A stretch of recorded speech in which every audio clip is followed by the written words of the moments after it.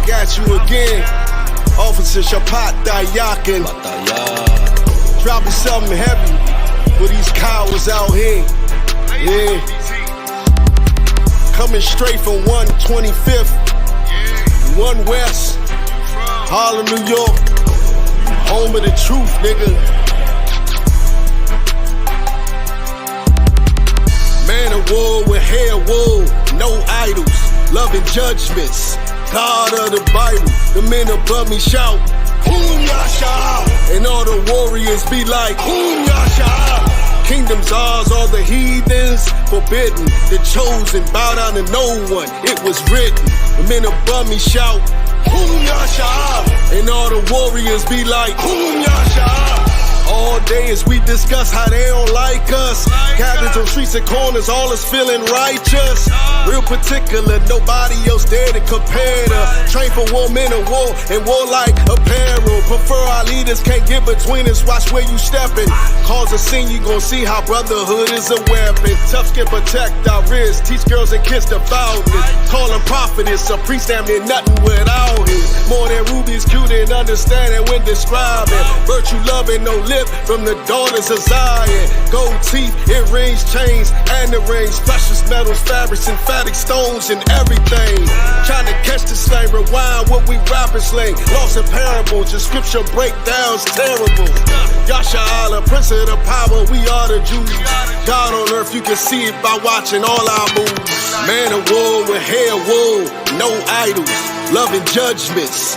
God of the Bible, the men above me shout, Boom Yasha, and all the warriors be like, Boom Yasha. Kingdom's ours, all the heathens forbidden. The chosen bow down to no one, it was written. The men above me shout, Boom Yasha, and all the warriors be like, Boom Yasha. Man of war with hair wool, no idols, loving judgments. God of the Bible, the men above me shout, Boom Yasha, and all the warriors be like, Boom Yasha. Kingdom's ours, all the heathens forbidden. The chosen bow down to no one, it was written. The men above me shout, Boom Yasha, and all the warriors be like, Boom Yasha.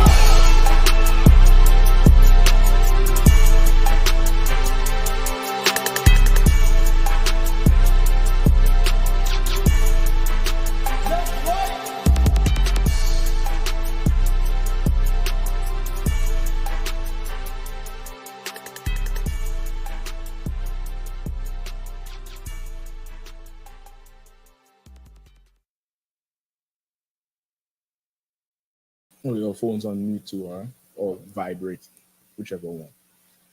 All right, you good to go, Bukwa? Let's go. Yabashin Shabrakatham, Yashin Matam, Bashim Yashai, to all the brothers and the sisters. Wednesday night, DC scripture breakdown class. Ask all your questions. We're going to try to get them answered tonight. Tonight, we're also going to go into the 70-year anniversary of Brown versus Border Education, which is one of 3 landmark cases that changed the face of America, all really directly impacted Black America. And also a breakdown on that movie, The Kingdom of the Apes, right? Movie was trash, but it's good to unpack. It's good to unpack. Let me say it's not what I expected, but it's good to unpack in terms of this the oppressor. And it's really strange to put students and stuff like that in there. So, of course, if anybody have any questions, let me know if any questions online. If not, we're going to get into it a little bit, all right? Any questions in the room? Any questions online? Just raise your hand if any, all right? Nothing yet? No sweat. We could start with that so-called Kingdom of the Apes, right? So, of course, the movie, everybody know Planet of the Apes. 70s maybe? The original one was about 70s. Right, where it's damn near like they're going back to that one. And this is the apes is ruling now. They ain't running from nobody. The apes is in charge. They ain't met a talking human in years, right? They're definitely looking at the UPK because, of course, we always say there's going to come a time when to see an oppressor, you're going to have to go in a museum and you're going to see them like that in the pose.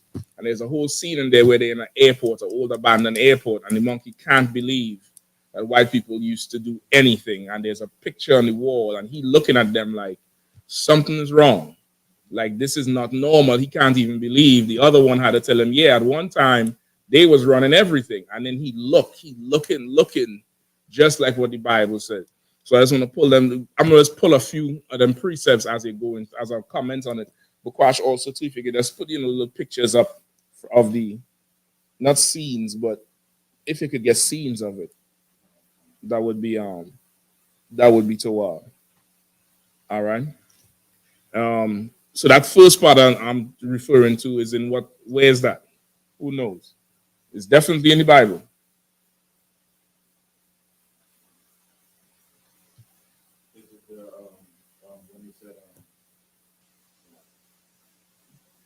So what do you think?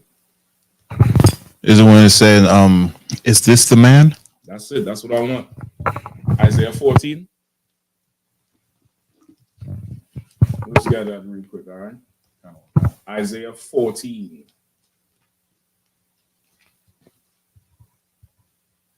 All right, it's definitely something down here. It's like they're going through a whole evolutionary thing and trying to start it over, I guess, for the younger generation. Who knows? I'm not sure what the real motive is. It's definitely a whole other story they're coming with now, or the original story, just told in a more modern fashion with all the knowledge people have now, right? It could be that's the angle they're going with. So let's get Isaiah 14. Well, one book 20. All right. Give me Isaiah 14. Start at 12. All right, you can let the young brother here read. All right. Isaiah 14, verse 12. Go ahead. How art thou fallen from heaven, O Lucifer, son of the morning? How art thou cut down to the ground?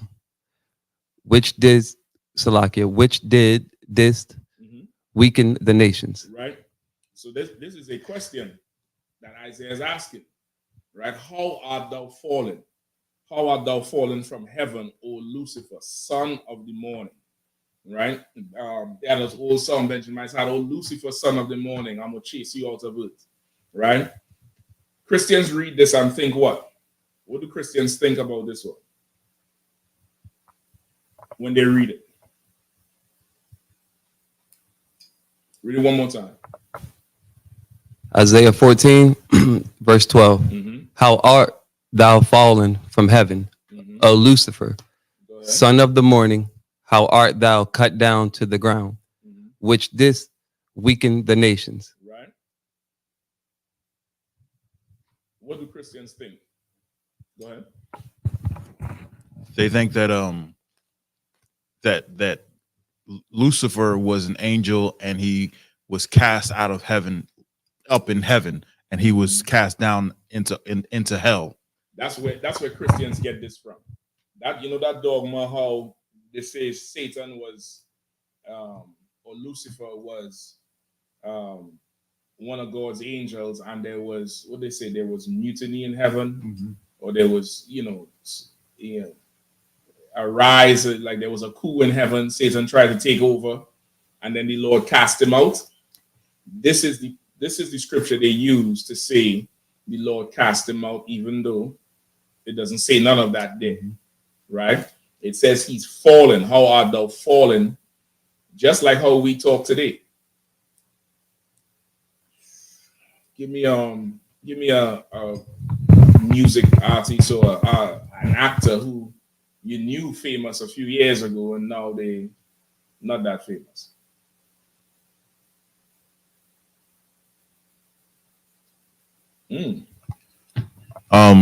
Delonte West.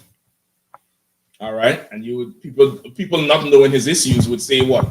He fell off. You get the point? They would say, "Man, what happened to you? You fell off." It's the same premise in terms of how they say, "How art thou fallen?"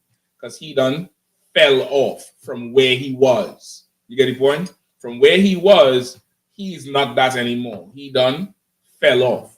Right? Read it again from top 12. Isaiah 14, verse 12. How art thou fallen from heaven, O Lucifer, son of the morning? All right, stop right there. Son of the morning, exclamation mark. Because he's saying it, because this is not talking about an angel who was in the fourth dimension with the Most High and the rest of the angels. This is not talking about that. That angel, Satan, is doing his job. He worked for the Lord. This here is talking about our oppressor, the so-called white man. That's who this is talking about, right? And in Isaiah, it's saying, how art thou fallen, O Lucifer? How art thou fallen from heaven? What do you know about heaven? What do you understand about heaven? Anybody? Go ahead. Heaven is where I want to be. Salakia. God damn, I thought we was already there. Oh, shit. I'm delusional, Bukwash. I thought we was already there. Hell, you didn't see this Passover? It wasn't there? Hell, that was heaven now. Come on. What do you know about heaven? It's like what the world knows about heaven. What do you know? That you would be in power. Your people will be in power. You wouldn't have to answer to anybody but your people. Everybody else is under you. Okay. So with that said, would you say there are people living in heaven now? Kind. Okay, so now asking the question again. What do you know about heaven? We're in the oppressor's heaven right now because no one can stop them from doing whatever it is they want to do. So say it a different way. They are in heaven. Kind. They are in heaven. We are in hell. So heaven and hell is what? Is a condition. Is a condition. That's what you know about heaven. It's a condition. It's a state of being. It's a condition. It's a state of being. It's not a place in the sky. It's not a place on the ground. So here where it says heaven, Lucifer, how art thou fallen from heaven? How are you fell off from that condition that you're in? That place of being that you're in. It's not talking about an angel being cast out to the fourth dimension. This is talking about there's somebody who is in a heavenly state and is no longer in that heavenly state. You understand? Kind. Read it one more time from the top. You don't need to quote where it is. Just read it. How art thou cut down to the ground? No, read from the top. Salakia, sir. How art thou fallen from heaven, O Lucifer, son of the morning? How art thou cut down to the ground, which didst weaken the nations? Right. So whoever this man is, he is now cut down to the ground. He's brought down low. That's what it means, cut down to the ground. He was on high. He was sitting up in power, in position, in a status. Now he's brought down low. He's cut down to the ground. He's brought low. And when this man was high, he did weaken the nation. He weakened the nations, right? And these are clues as to who this is. They call him Lucifer. What is Lucifer? Lucifer is the name of an actual star, I believe. They named the star Lucifer because of how bright it is, right? Lucifer, I think it has roots. Somebody look it up. It has roots in Latin meaning light or light bearer, or bright and light. Like lucid. And from there you get names like Lucy or Lucia or Lucia or something like that. All those is, I think it comes from the Latin or the Greek for light or bright light or something like that. Anybody find it? Just raise your hand. They have a TV show about it, which is crazy. Yeah, this TV show's named about it. All right, you can look up the word. You see there? Go ahead. It says the origin of Lucifer before 1000, Middle English, Old English, Latin, morning star, literally light bringing, right? Equivalent to light. Equivalent to light. It's literally morning star or like the sun, something bright, right? That's what it really comes from, that Latin for the word for that. So it's telling, this, when it says sun, read that part where it says, O Lucifer. O Lucifer, son of the morning. Son of the morning, right? The first thing you see in the morning is the sun. That's how you know it's morning. This particular man, that's the first thing you see everywhere. He is everything, everywhere, and he is always depicted as bright, as light, as good, as the main character, as the protagonist, as he's the one. He's the one, he's the bright morning star. He's the one that rides in after darkness. He's the hero. He's the main thing. He's Lucifer, bringer of light. That's him. He was once up high and he's brought down low. And this man did weaken the nations. These nations are being made weak by only one man. You ask Hiroshima and Nagasaki. Just today, I learned the bombs they drop on them have names. One is called Fat Man, one's called Little Boy. I didn't even know the other that. It's something with the implosion or the explosion, some shit like that. He weakened the nations. Hiroshima and Nagasaki. Give me some more. Vietnam. Syria. All them Hamite countries down there. Forget about the Caribbean. South America, Central America, the Native Indians. He weakens the nations. He weakens the nations. Keep going.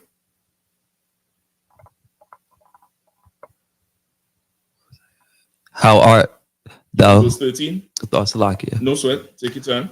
For thou hast said in thine heart, I will ascend into heaven. I will exalt my throne above the stars of God. I will sit also upon the mount of the congregation in the sides of the north. Right, that's him. That's who he is. So, of course, as you're watching the movie, there's certain little cues, of course. I think people in the world, if you're in the world and you'd never heard the truth, the movie would be extremely exciting to you, I guess. It would be like another, continuation or part. But as you're watching it, you could see exactly what it is they're really trying to say. And of course, in this stage, he is done fallen. He's done. They don't even talk. They can't believe these humans is talking. They're done going back to Neanderthal stage. And it's just all the monkeys have a kingdom and separate nations among the monkeys and all of that shit. Right? But in 13, read 13 again. For thou hast said in thine heart, I will ascend into heaven. I will exalt my throne above the stars of God. I will sit also upon the mount of the congregation in the sides of the north. Right? He said, for I had said in thine heart, I will ascend into heaven. So now this is telling you about Lucifer. He said he'll ascend into heaven. If Lucifer is that angel who was always with the Lord, how could he ascend into heaven? This is a man who was on the earth that decided to do what? Go into the sky. Who is that man?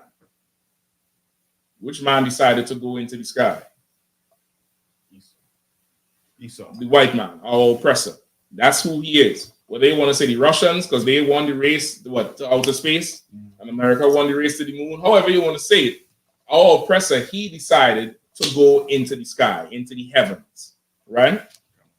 He'll ascend into the heaven. He said, I will exalt my throne above the stars of God. What is he saying?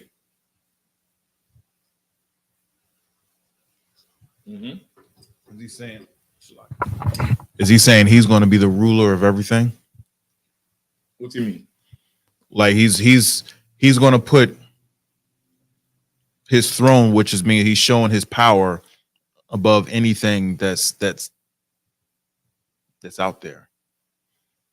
Out where? Out in the heavens? Kind of kind. Okay, I'll take that, meaning like he'll exalt his throne above the stars, like out in the sky. Kind of kind. I'll take that. That's one way. But of course, the stars are further out. So this, of course, also too, God has stars. Who are the Lord's stars? You. No, I'm not the Lord's stars, brother. Don't even put that on me, ass. The 12 tribes of Israel. We the Lord's stars, brother. Because whatever we do, the nations follow. No matter what. There's Hamites in Africa wrapping up foil, trying to wrap like Tupac and 50 Cent. You get the point? There's East Indians doing street ciphers, street battles.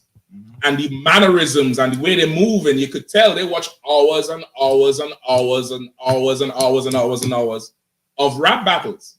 You get the point? Them Hamites is making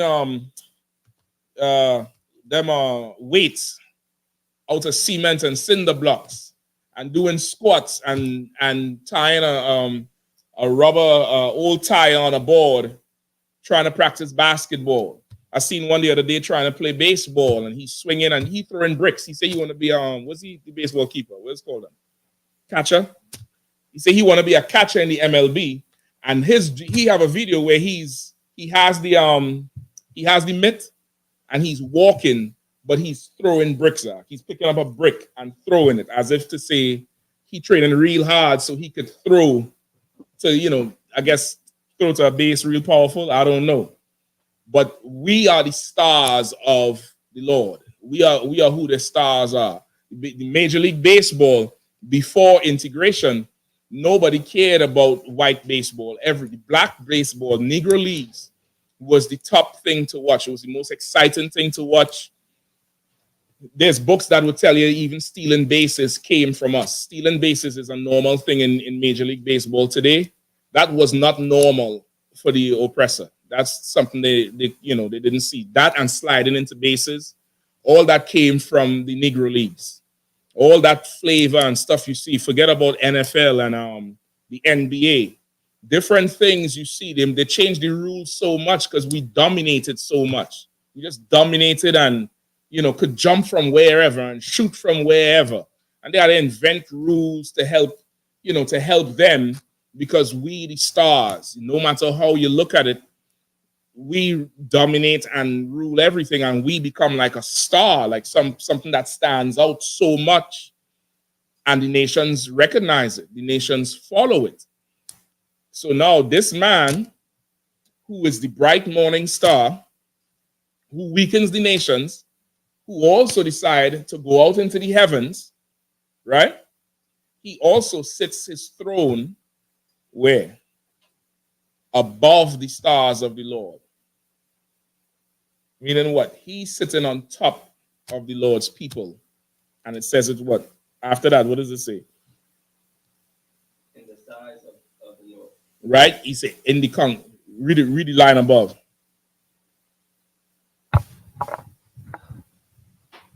I will exalt my throne above the stars of God.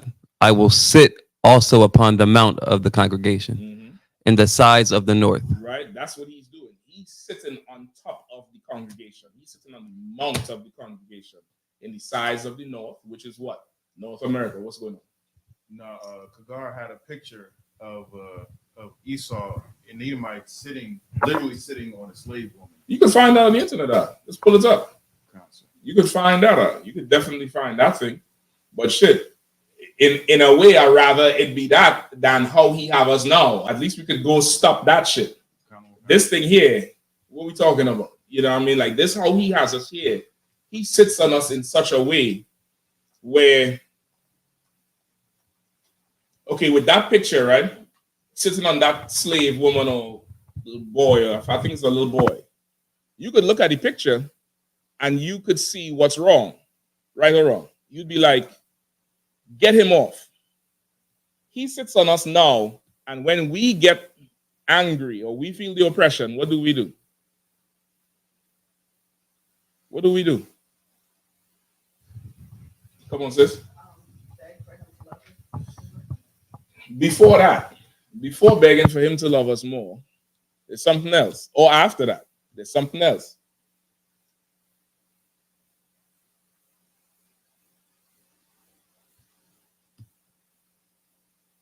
Come on, you ought to be with me now.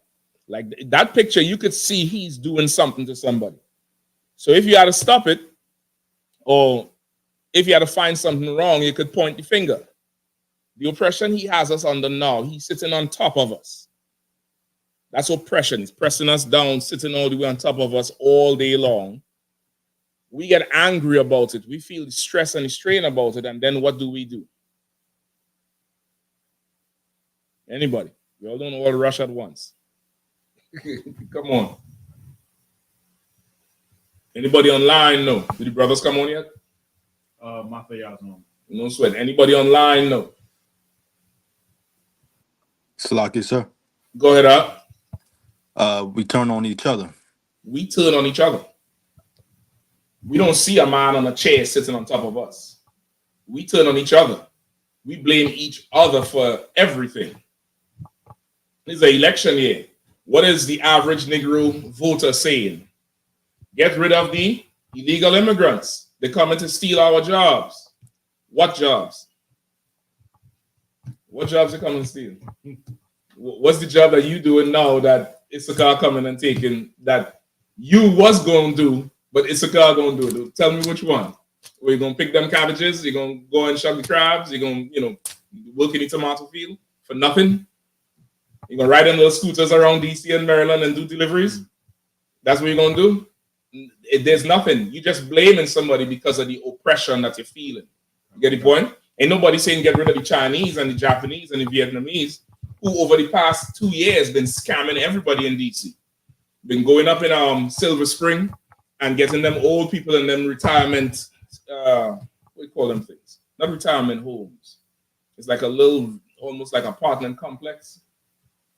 You know what I'm talking about? It's like a neighborhood, but this is just for retirees. Going up in there and convincing them that America's banks is going to close down, they ain't gonna get their money. But if you could buy gold bars. And these old devils is giving them $200,000, $150,000 to buy these gold bars, and these chinks is gone with the gold bars.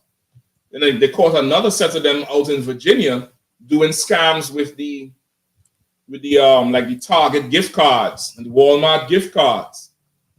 Them illegal immigrants scamming everybody, but nobody calling for them to be deported. But all is Zebulon, I.S.U.P.K, every Latino. Get rid of them, blah, blah, blah, blah, blah, because we'll turn on each other because of the oppression that he's doing to us. Get the point? You found the picture? La, no sweat. Keep reading. Isaiah 14, verse 14. Mm-hmm. I will ascend above the heights of the clouds. Mm-hmm. I will be like. We ain't got to explain that. He'll ascend above the heights of the clouds, right? He's been fascinated with flight for the longest, because he really wants to be the Lord. He wants to be in charge. He wants to be the Lord, and he cannot be brought low. He's like a spoiled child. Always have to be number one. Always have to be in charge. Always have to have the spotlight. That's the oppressor. The oppressor is that he cannot take a L. You know what I mean? I'm sure you all have heard of the NASDAQ and the Dow Jones, and when they have a bad day, hearing that an Edomite blew his brains out is not uncommon, because he done lose money on the stock market. Right? A few years ago, one of them took the plane and flew it into one of them stock buildings. He have a private plane, not a private jet. One of them, the prop one in the front, the old Popeye plane. And he took that and flew it into the building because he lose money on the thing. Half of us don't even have a private biker. You gotta go get one of them Bolt bike with the app. This nigga have a private plane, and all he could do is fly it into a building. Brother, I'll be having camp from the sky. I'll get some big speakers. Give me a private plane. You see what the hell I do. Go ahead. Concert. I was slaving overseas, and it was this Edomite that was heavy into the stock market and lost about 200 grand. And he went and tried to sell secrets to the Chinese and to concert to get at least try and recoup some of his money back. But when he tried to sell the secrets, the Chinese thought that it was the Americans, trying to like play them. So they went to the US government saying, hey, this dude's trying to sell his secrets. And that's how he got caught. See? But and then he ain't going in that food stamp line. He ain't trying to get no social services or nothing. He ain't doing none of that shit. He rather die. Like that's him. He has to be that thing. Right? Keep reading. I will be like the Most High. You understand? That's him.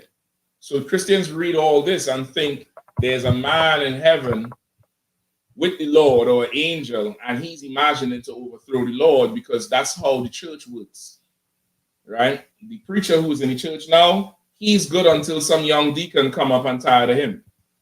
And he decides to overthrow, and he becomes the bright morning star. He becomes the young hotshot, and the church is split. Nah, he's the one, and then the old school ones is staying the traditional one, and that's how the church really evolves. And he either kicks out the old preacher or goes leaves and makes his old church and takes half the damn congregation. The Lord doesn't work like that. There's no dissension in the ranks in the Most High's army. There's no dissension of ranks. You could find that in Joel.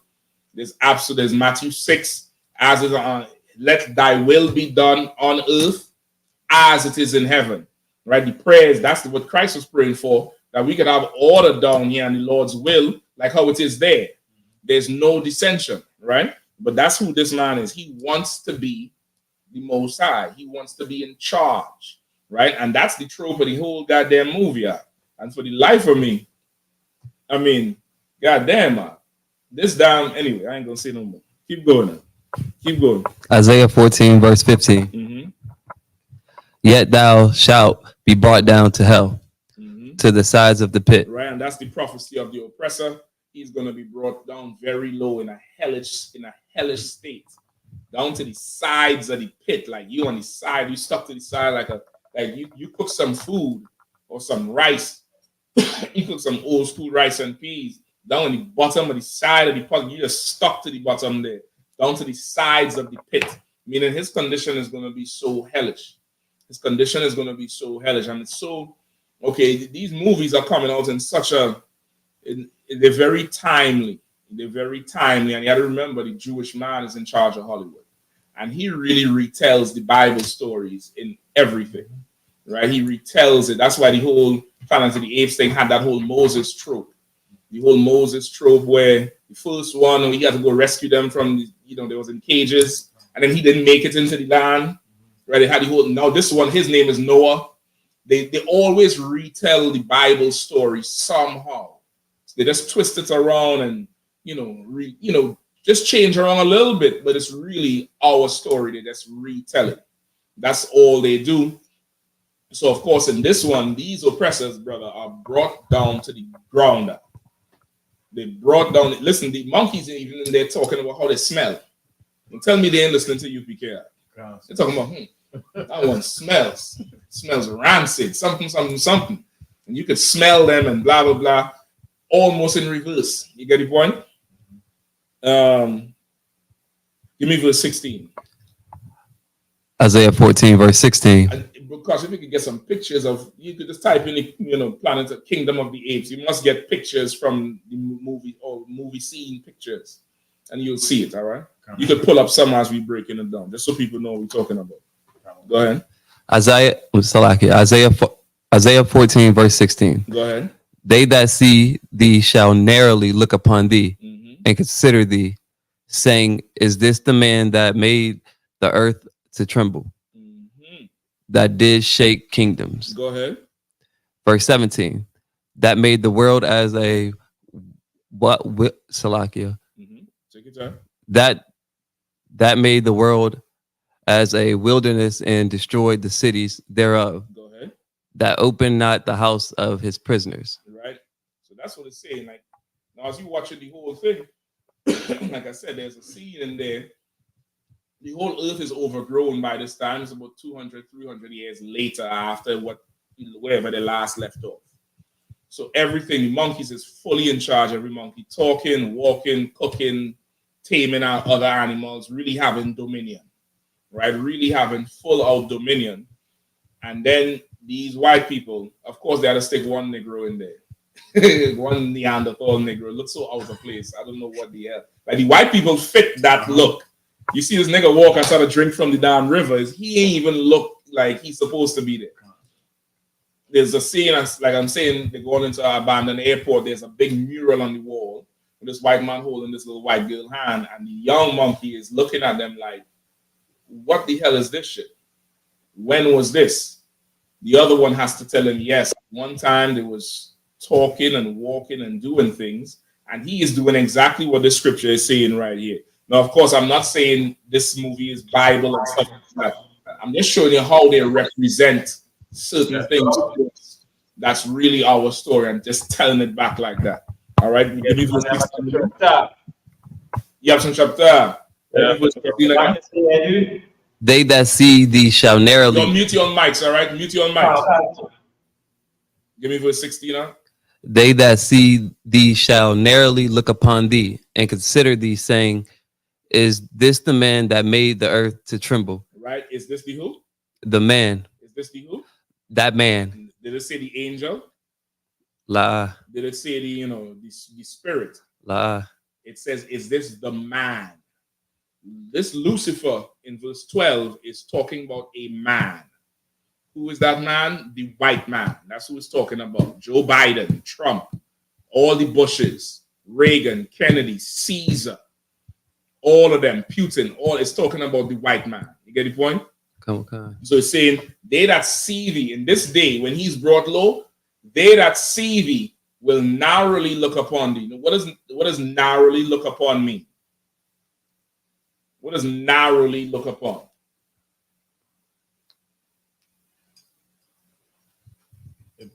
It means to like kind of like look side eye and kind of squint. Like, yeah, am I seeing like what I'm this is a really? wide shot. Like wide awake. Just think like when you wide awake, your eyes is fully open. When you narrowly looking, you like something with us, we think that make you see better. Like you trying to focus on something, you start doing this thing here. Like you're gonna see better. Nigga, open your eyes, but we do this here. What? Like the squint is narrowly looking. It's something cultural. You get the point? That's only us. Brother, the monkey did the shit out. The monkey stuff and narrowly look upon thee and ask, is this the man that made the earth shake? Like how in the hell he could make this earth shake? This thing here, who walking around and like a vagabond, like a Neanderthal, like a caveman, him who can't talk. You mean to tell me he was running shit? A time is coming for that. A time is definitely coming for that. Like I said, Hollywood is very timely with what they're doing. I have no doubt they're definitely plugged into Command Journey Han and everything the UPK been doing for years. Because to me, it's no coincidence that Bob Marley movie came out. Like, there's no reason to make a Bob Marley movie. What's the reason? Is there some new reggae push we talking about? Reggae is dead. Reggae is dead. What's the latest reggae singer? Anybody knows? 2024, 23, 22. Who's the reggae? Name one reggae singer. One. Reggae is dead. Why make a movie about Bob Marley? Get the point? And I'm not trying to disrespect reggae. I'm just saying the music is damn near outdated. It's like saying making a movie about swing music. You get the point? The music is gone. It's not there anymore. It's evolved. It's gone somewhere else now. Reggae is not alive like that anymore. Why make a movie about Bob Marley and address the whole white father thing? Because the UPK been bringing that out. That's the only people who ever talk about Bob Marley's father. And they definitely addressed it in the damn movie.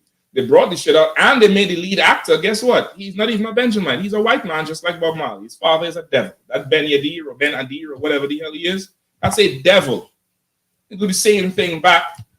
Other movies, even the Civil War thing, kind of reflecting getting white people into a certain point. So this whole Kingdom of the Apes is probably into that same trope, trying to talk to the oppressor who think he's losing his land, because that's the whole driving force behind it, where these oppressors is trying to build their society back and it's saying they'll not live under monkeys. That's what they're saying. We're not living under no monkey. Right. They're trying to get their society back. That's what the whole damn movie is about. So that's what you will see. Is this the man that made the earth to tremble, that did shake kingdoms, that made the world as a wilderness? That's him. This oppressor has made this world an absolute wilderness. It's total wilderness right now. They're talking about what? You need to reduce the population because it's, population growing too fast and natural resources. What the hell are we talking about? How much of America is actually inhabited? What's the percentage of America that's actually, you could probably look it up. I'm sure they have it. But is America 100% occupied or even 50% occupied? What are we talking about, global population control or trying to reduce the footprint and not the resources is not enough and nonsense. He'll make the world a wilderness for him. He'll poison the waterways so he has more to drink and you have less. Go ahead. 47% remains unoccupied. 47% is unoccupied. What are we talking about that we're losing the country? You have 47% of the country still that nobody's there. What country you're losing? What resources you're losing? He's really is concerned about him. He wants to be that morning star, and all the resources he wants it all. So he has to put you in the ground to get it. You get the point? Made the world a wilderness and destroyed cities thereof, and opened not the house of his prisoners. That's another thing Lucifer is famous for. Never letting us go. No matter what. He would never ever let us go. He would never say, black people are the real Jews. That land is your land. White man is not the Jew. Y'all go ahead and leave America. Here's $100 billion. Go start the country. He'll never let us go. He'll never open the house of his prisoners. It's different from the jail cells. Or his prisoners are us. His prisoners are the Latinos. His prisoners are the Native Indians. He will never open the houses of the prisoners. That's Lucifer. That's who he is. Nobody should ever forget. Because you had Yahanna, did somebody have a question on there or something? There is a question. Salakia. Officer Yakuwam says, Salakia Adawan, is Psalms 48:2 relevant as far as the side of the north? Let me hear it. This is Psalm chapter 48, verse 2. Beautiful for situation. The joy of the whole world is Psalms 48, you say, right? All right, go ahead. Psalms 48:1. A song and psalm for the sons of Korah. Mm-hmm. Great is the Lord, and greatly to be praised in the cities of our God, in the mountain of his holiness. Beautiful for situation. The joy of the whole earth is Mount Zion. On the sides of the north, the city is the city of the great king. And he's asking if this is good for which part? Is this relevant for the side of the north when it was talking about when he was talking about the no. Mm-mm. No, I don't think so.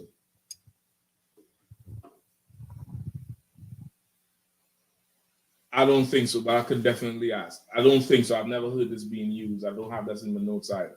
I could definitely ask it. I think this is different, a different reference, right?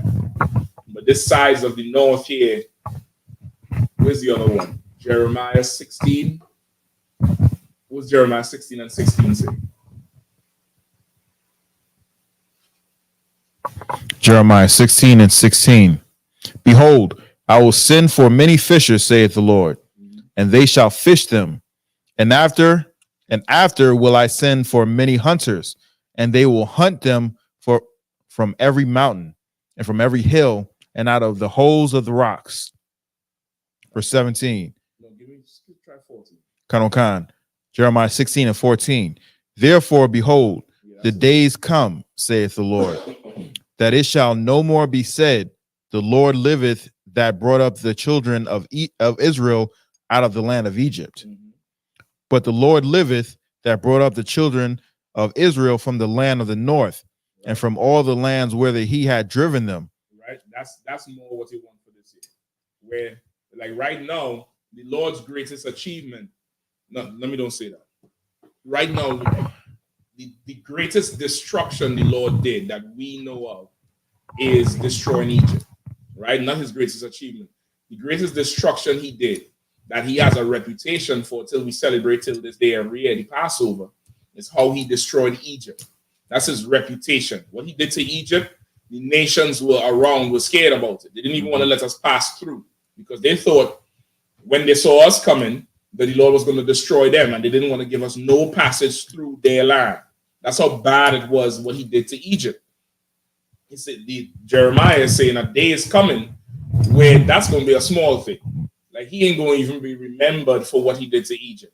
He's going to be remembered for bringing us up out of the north, out of the sides of the north and all the lands where he driven us to, which of course is talking about the destruction of America by the Lord's hand and everywhere else. And he's going to gather his people from everywhere. So that would go with this one here, with from the sides of the north.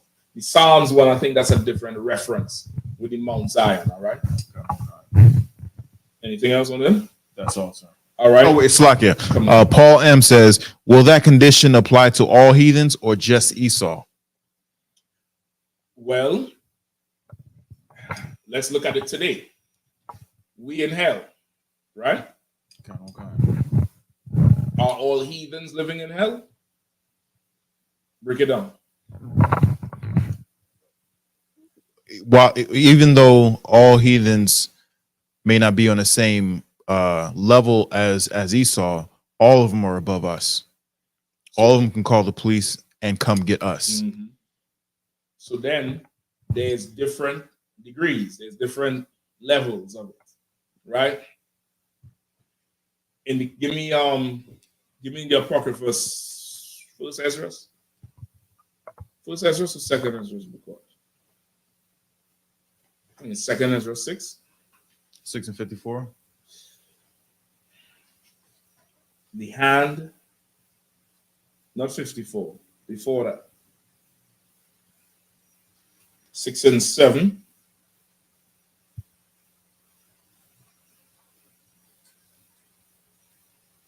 Yeah, start at 7. Okay.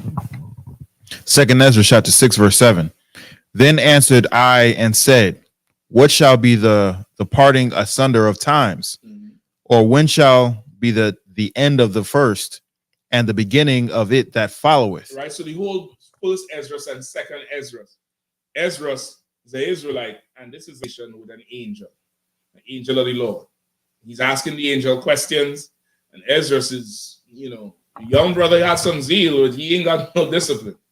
And he is giving the angel back talk and asking him why and this and why that. The angel telling him there's a time coming.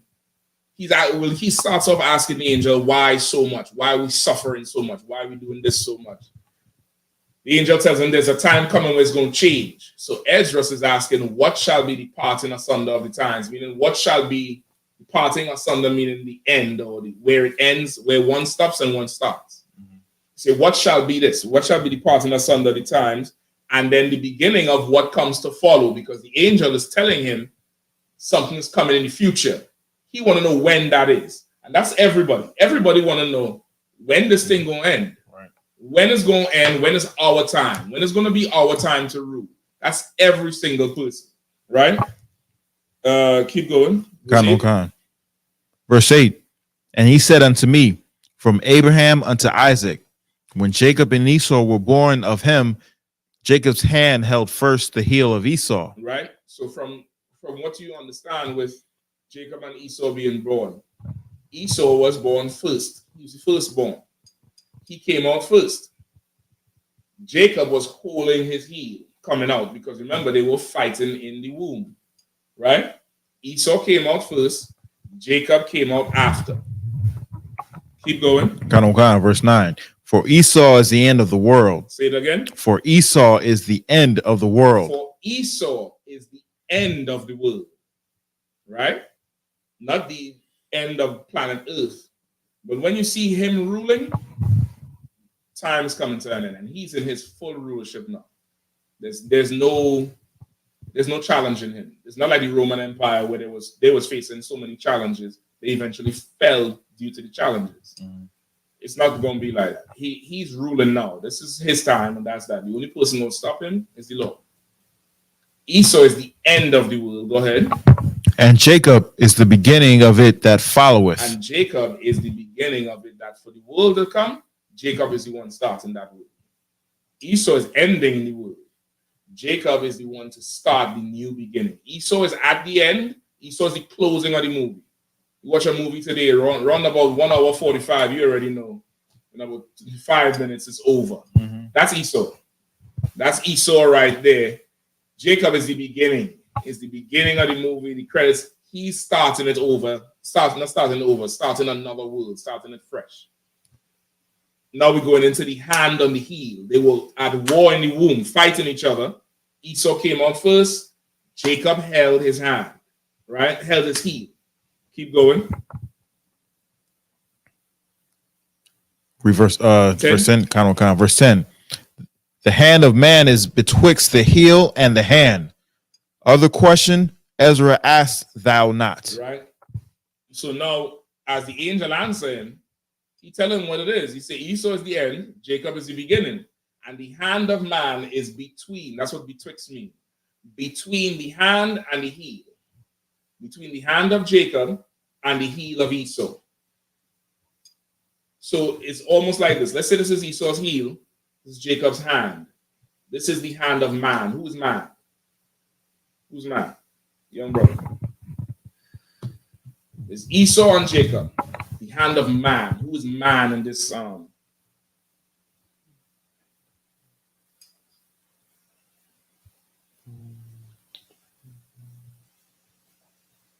Now, I need you all to focus now, all right? Whatever you're doing, stop. Focus on what I'm saying.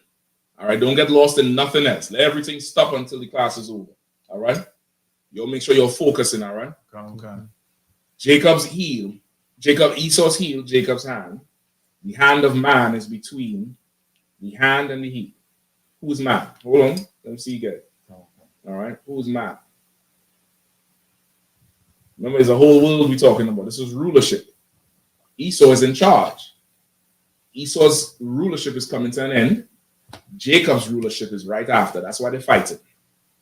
In between that fight is the hand of man. Who's man? Will man be God? Mm-mm. So you're saying the Lord will be in the middle of this fight? So if Esau wins, where is the Lord? Jacob wins, where is the Lord? So who is man?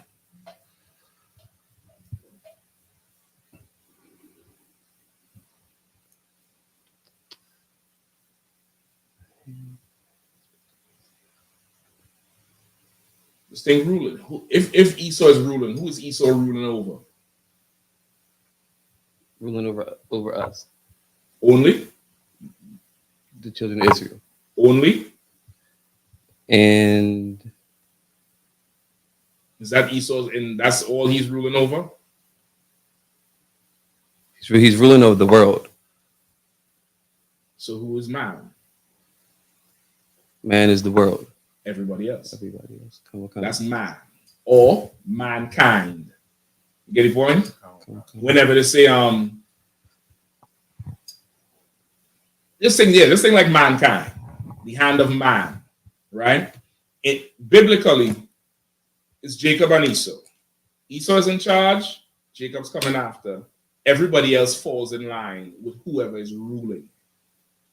These nations are some hoes. I'm gonna just tell you all that. They're just some hoes. Whoever in charge, yes sir, boss sir, yes sir. Yes sir, boss sir. It's okay. That's them.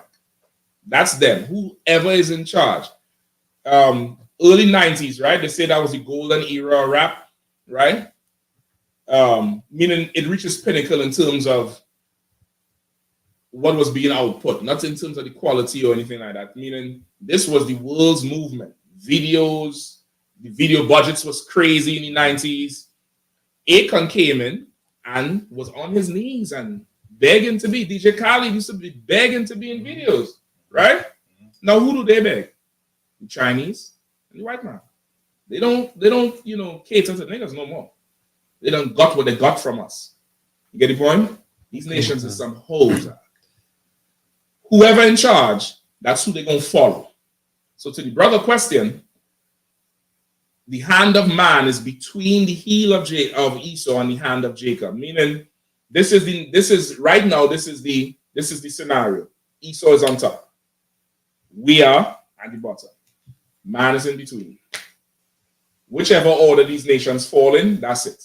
Whether it's Hamites, East Indians, Arabs, whatever, or it could be upside down. It don't matter. They just here. They on top of us. Esau on top of them. When Christ returns, it's going to flip. we are going to be on top. And however they want to get in line, they could get in line, but they better get in line. Whoever get in line first. Last one in line with the niggas is a mama as a hoe. They're going to run to get in line. Get in line. It don't matter. Just make sure you're ready to serve. So the nations, they're going to be in hell. I can't tell you which level, which floor they're going to be on. I mean, I'm talking metaphorically, of course. They're going to be oppressed, though. I can tell you that. They're absolutely going to be fully oppressed, brother. They're going to be oppressed. It's going to be a little bit different than Esau's oppression, because Esau's oppression is built in sin. Absolutely unlawful and ridiculous. It's not going to be like that, but it's going to be rough. Right. I'll tell you that part. It's absolutely going to be bad. So to answer the brother question, the other nations are going to be in hell as well. Because right now, compared to us, they in heaven. Right now, they are in absolute heaven. Get the point? They sit in large. They're living on, fat. You just go look at some videos of Dubai, United Arab Emirates and Qatar, and then, damn, these Arabs is living ridiculous, brother. I mean, good night, yeah. When I ruled, brother, woo, they're building islands in the sea. Good. I want that engineer. I want him who building them islands in the sea. I got something for him to build, and he better build it right. He better build it right. When I just came in the truth, I used to love Chinese food, brother. I'm telling you, I'm getting a Chinese man with no legs, and I'm putting them in a tree stump. And he's going to be cooking night and day and night and day, brother. They're definitely going to be under pressure. And it's good and righteous because none of them stepped out of line and say, I will not partake in the destruction of the children of Israel. They all imagine the 12 tribes are like a woman in a room being sexually assaulted. And somebody comes into the room and joins in. And another person comes into the room and films. Then another person comes into the room and says, well, since all y'all here, anybody want some waters? Then somebody else comes and builds chairs for everybody to sit. And somebody else builds lights. And they all make a whole economy over this assault. Nobody stops it. And nobody walks out the room and say, I'll not be a part of this. That's the nations. They all came here, the Chinese with they came to build the train lines and all that type of stuff. Right, they all came like that. In the Caribbean, the East Indians came, the Chinese came there too. The Hamites come through. Everybody comes through and thumbs their nose at us and say, why can't you do better? Look at you black American this, or you lazy this and lazy that, and you Hispanic this. And everybody has something horrible to say about us, even though we're being violated every day. Every day we violated in this place, and they don't care. When Christ returns, don't say a goddamn thing. Keep the same energy. Keep it. Just fall in line, though. Fall in line. Fall in line. You'll see how we treat each other. We're going to need a place for that anger when Christ comes. When Christ comes, all that pent up energy, we're going to need to do something with somebody. The way how we treat each other today, Mr. Ethiopian man, Mr. Chinese man, Mr. Whoever else is in our neighborhoods getting rich and fat. And you come outside and you open your deli, or you open your Chinese restaurant, or your cash depot, them cash exchanges too, making a ton of money off of us with high interest rates and cash out fees. And they come out there and you look at us like we dirty and we cockroaches, and you look around as you make money. Brother, when Christ returns, all that black and black crime not going on going to stop, but that energy going to be there. It's going to be there. It's going to need a place to go. You better get that chin tight. Get that neck strong. Jake Paul, you want to fight old brothers and beat them up and punch them up? I got you. No sweat. We're gonna do it. We're gonna get it in. Don't worry about it. When we on top, everybody else is going to be under us. As for who is going to be where, that depends on them. That depends on them. It's all on you. It's how hard you want to work. You know what I mean? Show me why I should put you on top of the Africans, Mr. Chinese man. What's so special about you? Mr. African, what's so special about you? Why should you be on top? And meanwhile, our cousin will deal with the East Indians. You get the point? They are saying, yeah, we come into this fight, and they don't know that there'll be no winner. So they'll beat each other bloody or sabotage each other, do whatever, and I'll just walk away and get the Chinese, the East Indian the deal. Or get the Japhaites the deal or whoever. That's what they do to us, you know. I mean, I ain't saying nothing that, you know, that they ain't do. That's what they do to us. So they gonna find a place, brother. You're gonna be ruling, the brother who asked the question, you're gonna be ruling over all of these nations. All. You're gonna be ruling over them all, and there'll be no end to it. This rulership here lasts forever. All right. Any more Bukwash? Last, sir. Okay, so of course, now you could go watch the movie if you want to. I don't think it's worth any cinema money. I think that shit should have go straight to Netflix, to be honest with you. Right?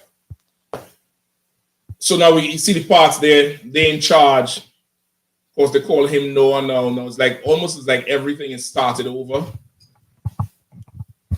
They found some oppressor who could talk as a woman, of course. So of course they hard bleed for this woman and they feeding her and all kind of shit. At first she act like she couldn't talk, then she tell them she could talk. Go ahead. She only talked when she was about to get got. Oh hell yeah. That's the other thing. She's the one who making them kill each other. That's another thing. I don't know how much people see in the movie if they pick that up. There's this group of them who is, you know, twisted up with the whole thing with Caesar, and they're killing the others.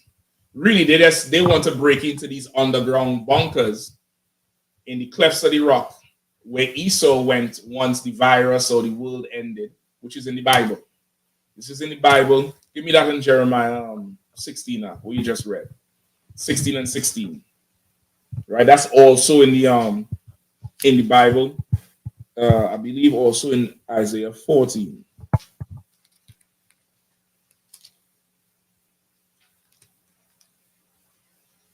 Jeremiah 16 and 16. Give me that one for sure.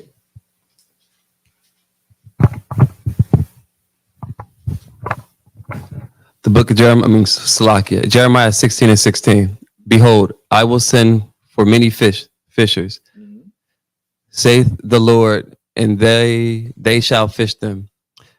And after will I send for many hunters. Right. This is after he done take us out to the sides of the north. After he done take us out to the land of the north, it said we'd be tucked away in the chariots for a little while he destroyed the place. Now after that, while before that, he said, behold, I'll send for many fishers.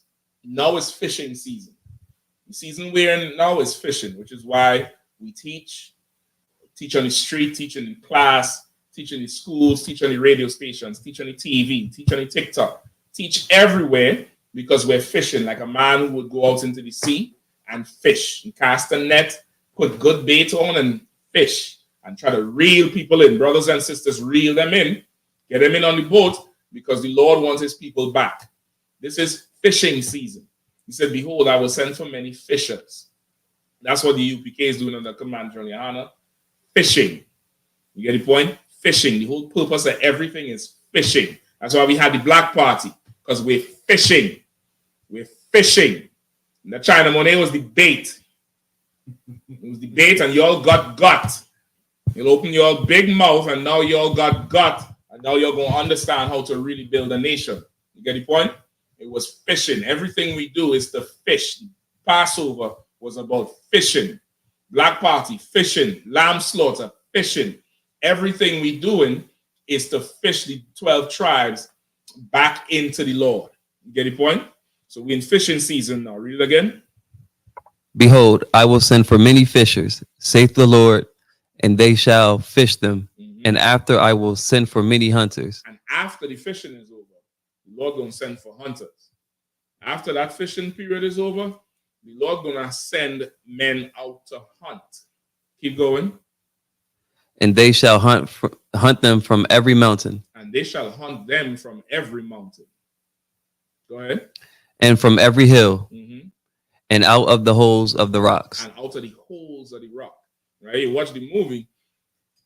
Apparently when the world was ending, the rich and famous of course, have these underground bunkers, not them little trailers that these devils have in the backyard. I'm talking about huge, like cities down there, underground, with all kind of goods and your food and missiles and all kind of shit, because they're hiding away from what was going on the earth. And of course, there's one of them monkeys find one, and he trying to get in there because he want all the technology from the old world. He want all the technology. He want to rule. He want to be in charge. And this devil is trying to get in there ahead of the monkeys to destroy the shit because she don't want to be under the monkeys. Come to find out, there's a whole chain of these underground holes all over the place. And through satellites and stuff, they're still able to communicate with each other because really they're trying to launch a comeback. They don't want to be under no monkeys. I'm saying monkeys, but I hope you understand. They don't want to be under nothing browner than them. You get the point? She proceeded to kill, unalive, murder, whatever you want to say, so many of these monkeys for it. It's just so clear. You should never ever co-sign with a devil for nothing. Don't let them do nothing. Nothing. You need a napkin, get it from somebody else. Don't let them into nothing. But of course, the holes in the ground, this is in the Bible. And the hunters, right? Go ahead, Bukwar. Slakia, just not to give away the movie, but I'm giving away the movie. I'm giving the hell away. The movie should be on. Listen, I miss the bootleg CD, the DVD man. I remember he used to be riding that train and he walking around that bag, brother. Yeah, man. Go ahead. Yeah, she even killed one of the other people that can talk, just so that she can save her people. Just so that them monkeys could die. They didn't give a damn. She did not give a damn. She wanted to kill everybody. Even in the end, after everything, she come to meet the main monkey. He think it's some kind of peaceful meeting. He walk up to her. She had the 38 behind her back, waiting to kill him. Waiting to kill this damn devil. Listen, this damn monkey. Never trust the white man. That's what we're going to get into that after. But of course, the hunters for the clefts of the rock, what they're showing you there is straight out of the Bible. Just remember, the Jewish man runs entertainment. Everything you see, he's behind it. Y'all think Drake and Kendrick is really fighting? They're sitting down having bar mitzvahs and sipping wine. A white man is behind that shit. What are they fighting for? What's the beef about? Somebody owes somebody drugs? Somebody shoot somebody cousin? What's the beef about? Who's the baddest bitch? Nothing. I'm gonna tell you what the beef is about. Hip hop has been on a downward spiral over the past few years. It's not topping charts. Streaming has been low. Who's the number one? Check and see what's the number one song streaming right now, today. And then look up what was the number one song streaming a month ago. Because the beef is about what, 3 weeks old? 3 weeks, maybe? Concert, yeah. See what's the number one streaming song right now. Anybody else on the phone? You could get it over because somebody else look it up. What was the number one streaming song right now on all of whatever platforms, Spotify and Tidal? I don't even know if Tidal still exists. See what's the number one song, and then let's say a month ago. Let's see what the number one song was a month ago. You have it? Go ahead. Kendrick Lamar, Not Like Us. Who? Kendrick Lamar. That's the number one now. What was the number one song a month ago? That's the song when he say Ho V Ho? I heard the song for the first time a few days ago. Brother posted that. I didn't even know that was the song. Nigga, yeah, it was hard.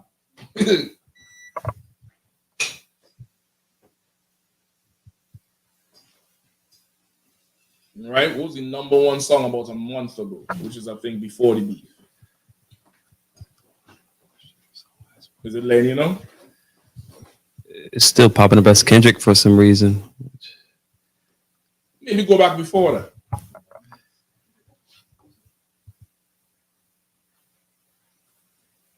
The beef is probably older than a month.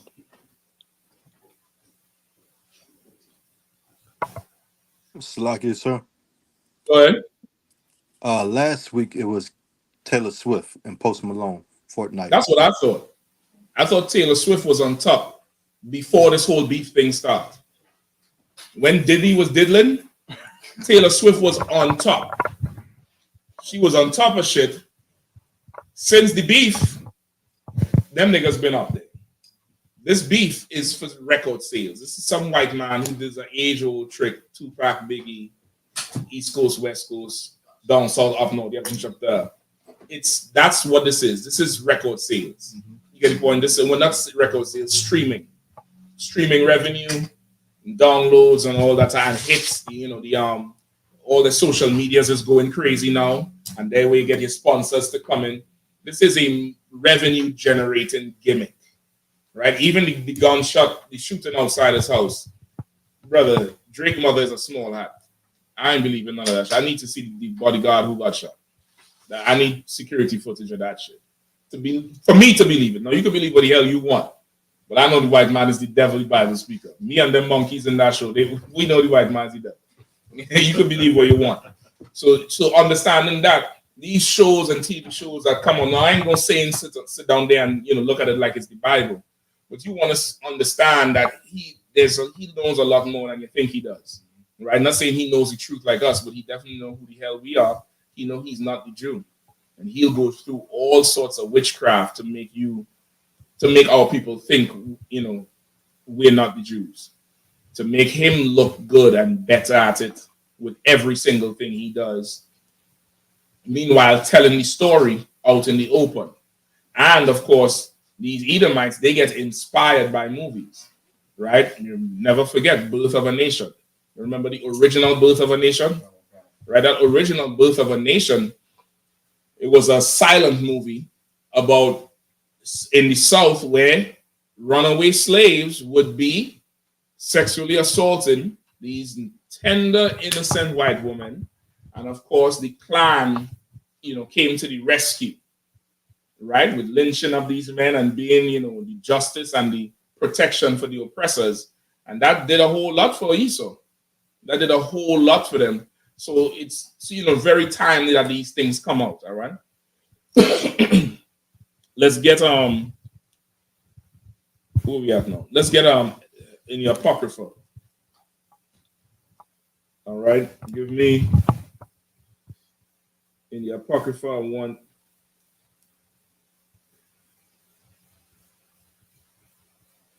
Ecclesiasticus 12.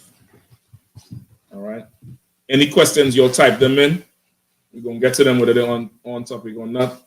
If we don't get to them, of course, tomorrow, scripture breakdown, you can get them, usually Jeremiah Hyman.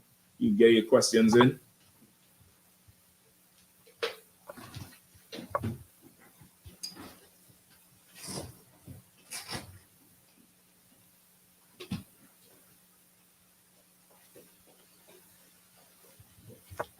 All right, so Ecclesiasticus 12.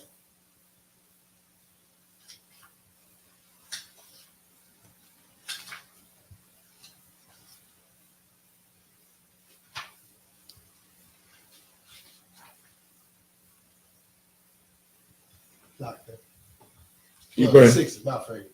Yeah, we're going to get there. I think I'm going to start a little bit on board.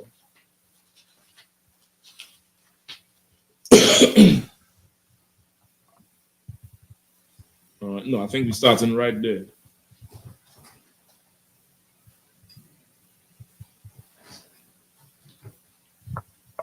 Now let's start at 10. Ecclesiasticus 12 and 10. All right. So as this thing go on, the whole damn show is what's up? What's up, Bob? Slack, I was asking you wanted the book. Oh no, so he got it with there. Unless you want the book, I think they're about the same size anyway with the Apocrypha. Okay. The print, right? So as the movie goes on, they find the damn devil. I think she's the one who was causing them to kill each other all the time, because she would go into one monkey camp, leave her smell, then she go to another monkey camp, leave the smell, and they all searching for her. And when they meet up, they're killing each other, thinking the other one is harboring a devil, right? Because devil's not supposed to come in the camps at all. And they're just killing each other, and she causing the whole thing. right? Like the scriptures say, if trouble befall thee, he is right there, right? So now towards the end, she do something, kill a whole ton of monkeys. They realize they should have never listened to her. The king who was trying to get all them monkeys to come together to break into this bunker to get all these weapons so they could rule and hunt down more of these oppressors. They paint him in there like he's down goddamn Idi Amin. You watching the show as a Christian, you want him dead more than the devil. Kill him, all that type of stuff. And in it, the king is telling the main character monkey, who's this young one, he's saying, how could you trust these devils? He ain't saying devils, I'm saying it. I forget what they was calling them in the show. Some name they gave them. How could you trust them? And they speak with such duplicity. That's straight from the native Indians, right? Pale face speak with forked tongue. Duplicity meaning your two-tongue. So how could you trust them? How could you lie? Because he done align himself with this white girl to get in there against the rest of the monkeys and learn the lesson the hard way. She killed all of them and came to kill him in the end. She didn't give a rat's ass about this damn monkey. And he's like, how could you line up with them? Like these people, you can't trust them. They'll stick with you, and then she'll, when time comes, they're gonna kill you. You can't trust them. You have to keep them at arm's length. You see, how could you line up with her? And they speak with such duplicity. Look at all these people here. You're gonna choose her over them. And he young, he's simple, stupid damn near. Didn't listen to the king, because they're paying the king like he's some old tyrant, of course. And she kills everybody. But of course, biblically, what they're putting out is right. And in the world today, people would look at it like that's extreme. That's, a real extremist type of attitude to have. But that's what the Bible says, though. The Bible says it right here. Give me verse, would I ask for 10? Concept. Go ahead. Never trust thine enemy. Say it again. Never trust thine Say enemy. it one more time. Nice and loud. Never trust thine enemy. What's that first word? Never. Sometimes. Never. Maybe. Never. If they're the last devil on earth, if this is the last blonde hair you ever see, Never trust thine enemy. That's what it was. The whole show is about never trusting your enemy. Never ever doing it. You cannot trust them at all. You can't get tired of, being an opposing force. That's the best way I could say it. You cannot get tired of being an opposing force. The minute you get tired of being that opposing force, you're going to get ran over. You're going to get ran over. That's just how life is. Go ahead. It's like, sir, yeah, and during that whole time, that end part, he was just, once they got the door open, he was like, man, just go. Just go. You don't have to be here no more. Oh yeah, she didn't need them no more. No, I told the king, the monkey king. He was like, man, just go. Just go. But he didn't know what the hell was coming. He didn't know what the hell was coming. Again, whatever it is, but from a biblical standpoint, he was more right in how to handle certain things, knowing that these people here, you cannot trust them, and you're gonna always have to be in a position to defend yourself. It's almost like he knew in the bunkers they was there. Right now, scripturally, we know what it is. We know they're hiding in these places. The Lord say, I will send for many hunters, and he'll hunt them out of the clefts of the rocks. So now, after the Lord done come and subdue these nations and destroy this earth and turn America into a lake of fire, what will happen is that you're going to have all these super rich oppressors, Bill Gates and, all these billionaires, and they're going to be living in their bunkers. They're going to be living in the caves, tight, 10-foot steel doors. And the Lord maybe going to give you an angel to go in there and just rip the door open like a police raid. And the cops come at 3 o'clock in the morning, open up, police. An angel going to bang on that door, and somebody going to say, Shalom, in the name of the Most High living power, open up these doors now. And they ain't going to open it. And you're going to tell the angel, you handle that for me. You're going to rip them doors off her. And you will pour into them damn bunkers and march them devils out in chains. That's what's coming. Now, if you like weed more than that, I can't help you. If the weed is so delicious, if the pork is so delicious, then that's on you, brother. I want to lead a raid. That's what I want to do. I want to lead the raid. Like, oh, they showing them movies. The SWAT commander, he say no, the SWAT truck watching them open, and then he come out and he go in there and he get everybody else and lead them out. I want to lead a raid, brother, and lead these devils out into captivity. I want to know what the hell that feels like. I really want to know what that feels like, brother. To just lead them in chains somewhere. And they all dragging their feet. I don't want to go. I ain't do nothing. Tell it to the judge. I want to feel what that feels like. Slocky, if I'm most sound crazy, but Lord allow I'm right there with you, sir. You know what I'm saying? But there's plenty to go around, sir. Plenty slaves to go around. Go ahead. But Slocky, if I may, the part where you tell the angel, rip down the door. Is that more of the when the precept says we would judge angels? Well, we like we're kind of be in charge. What I think that raid is going to be like. Scripture just says you're going to hunt them out of the clefts of the rocks. So I'm just envisioning that part. I can't say if that's how it's really going to go on. You might just have the doors open. But is that in the sense of when it says we would like judge angels? Like that scripture is saying we will have dominion over the angels too. We'll be able to, like how Christ controls the angels, we'll also have dominion over angels. There's brothers who have dominions over the angels right now. It's brothers who have that, that power right now. You know what I mean? Come on, General Yahanna, all them generals. I told you, I ain't probably not you all, but I told brothers this story before. When I first found the truth out, I could not believe it. I thought there was an angel behind the camp telling the men what to say. I couldn't believe these brothers was just talking on their own and not getting beat to hell up. You understand? You understand? I come from the Caribbean where the rules is different. You can't speak out against a government like that. Something's going to happen to you. You get the point? Something somewhere along the line is going to happen. And brother, I've seen them in D.C. saying shit they were saying, and I'm like, okay, there's an angel here, and I can't see it. And I keep looking, and I'm looking because I couldn't believe it. But best believe, that's, the Lord say, them that are with us are more than who's with them. You understand what I'm saying? So you're going to have power over, you're going to have dominion over the earth. You're under Christ in them. Everything else had to yield to you if you yield to him. You get the point? That prayer we pray, the I.S.U.P.K prayer, you asking for spiritual power.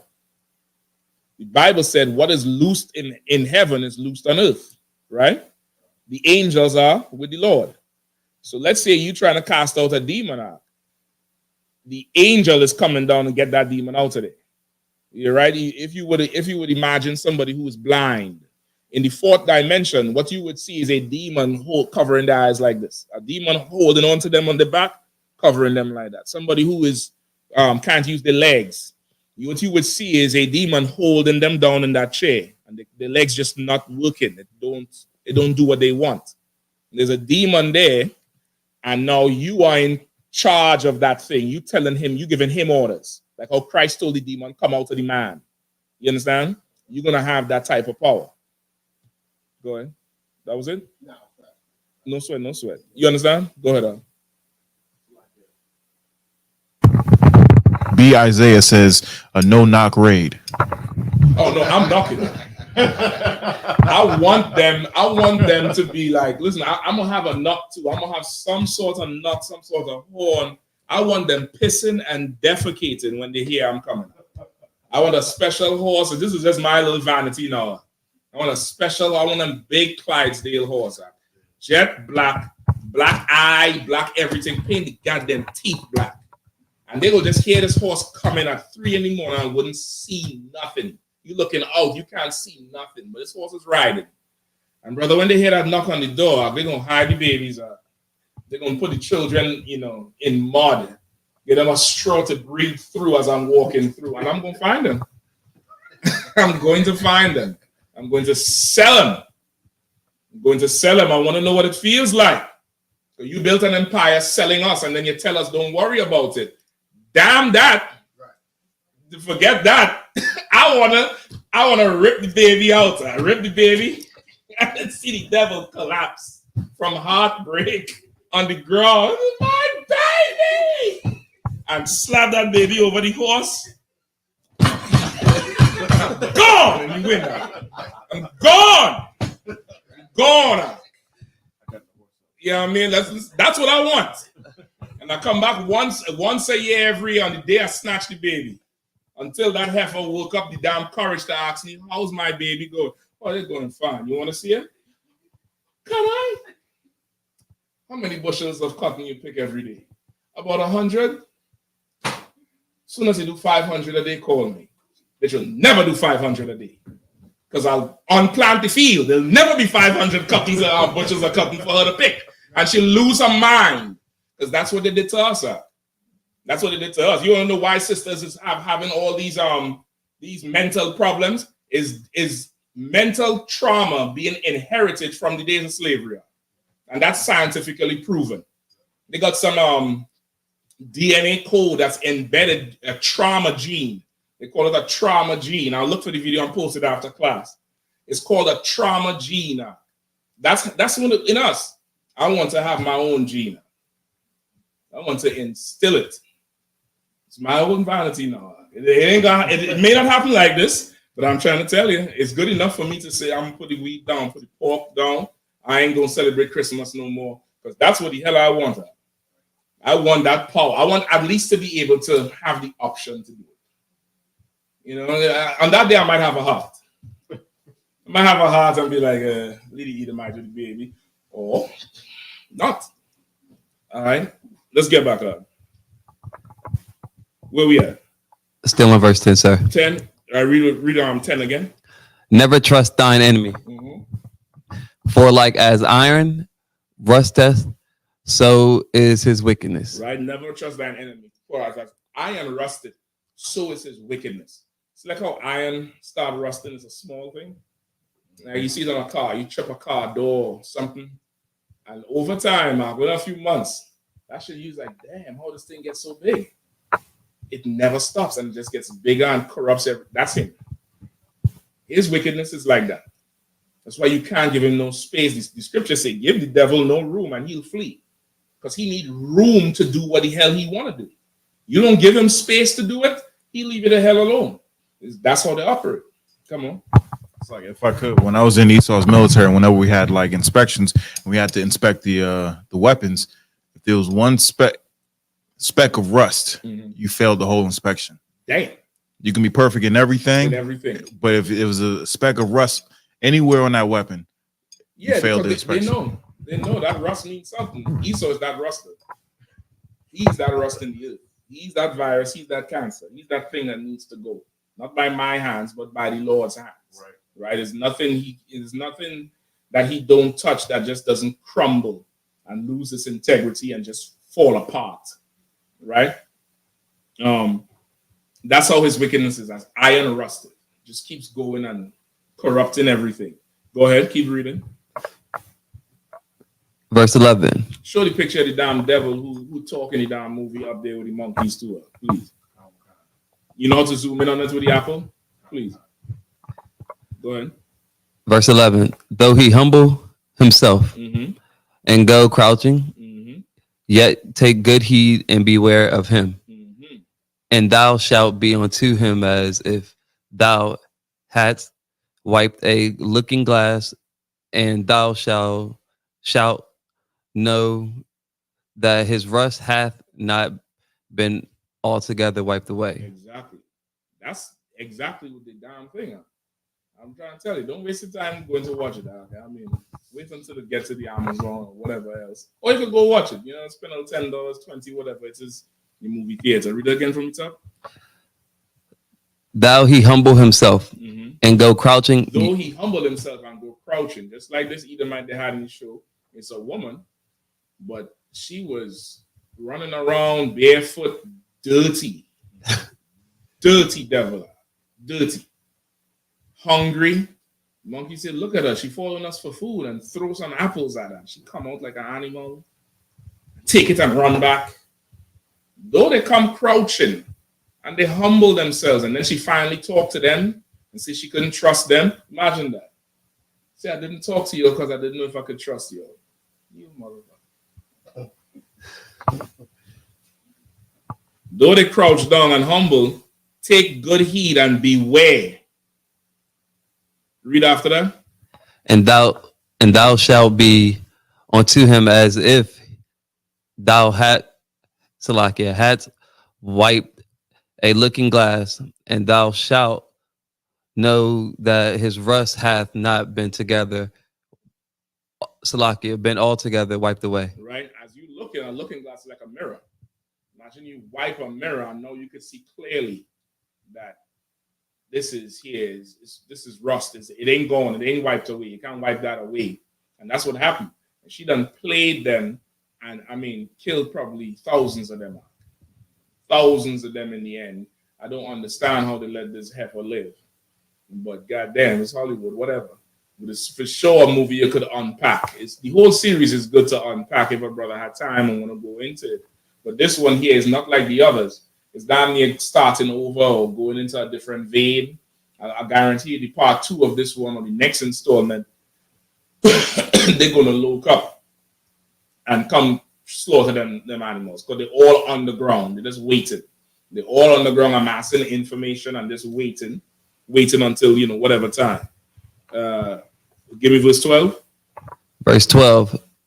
Set him not by thee, lest when he hath overthrown thee, he stand up in thy place. That's the Bible.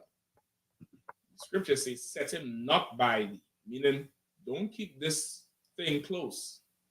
Don't keep this oppressor close. Don't pull him in the circle. Don't get him, you know, don't make him one official honorary member of nothing. Because he will overthrow you and stand in your place. That's the oppressor. That's him. There's no other way. That's what he will do. And of course, it played out in the damn show later. Go ahead. Neither let him sit at thy right hand. Meaning what? What does that mean? Neither let him sit at thy right hand. What does that mean? Don't let it be a part of like your military, your strength. That's what you want, your strength or close enough to learn a whole lot. Remember, your right hand is what you're depending on, you're leading to, your go-to.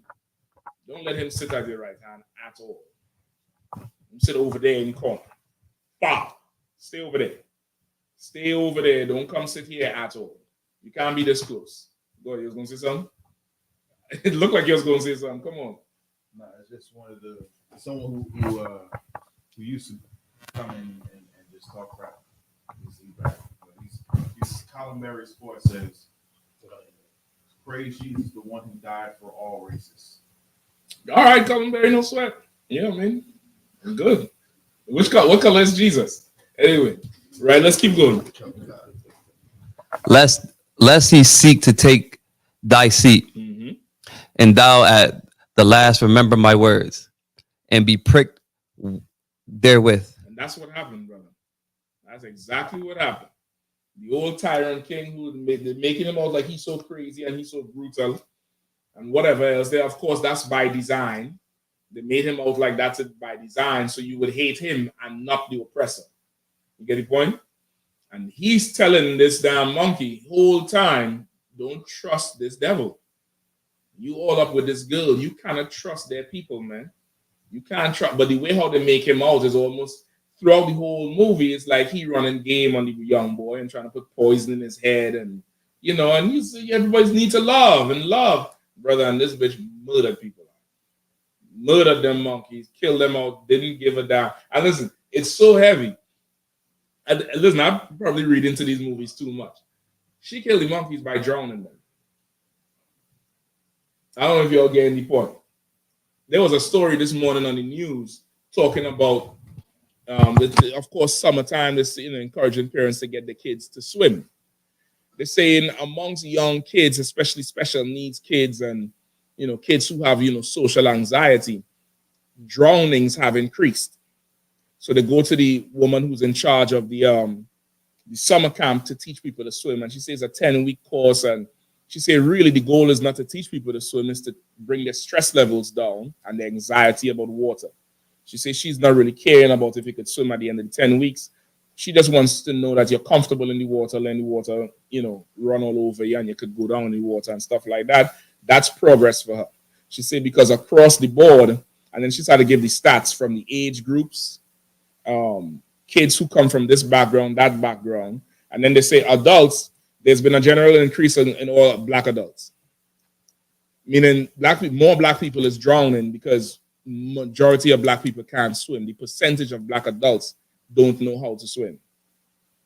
Now you come in this damn movie where it's really a black versus white thing, and in everything, there's weapons in the damn vault, you know. There's tanks and bombs and shit. She drowned everybody. The monkeys can't swim easily. And you tell me white man is not the devil? He's telling you everything, how he think about you, who you are, even the infighting. You're also busy fighting each other. You can't see who the real oppressor is. And this one girl, no weapons, no nothing, outsmart everybody and kill everybody. That's the oppressor. That's who they are. That's them. Right, where we are. Verse 13, sir. Hold on, I think that's all I need. Hold on.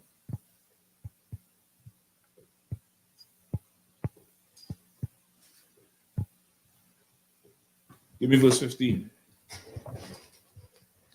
Right, Shabbat, you can take it over from me. Okay. Look at the brother. All right, still water to you.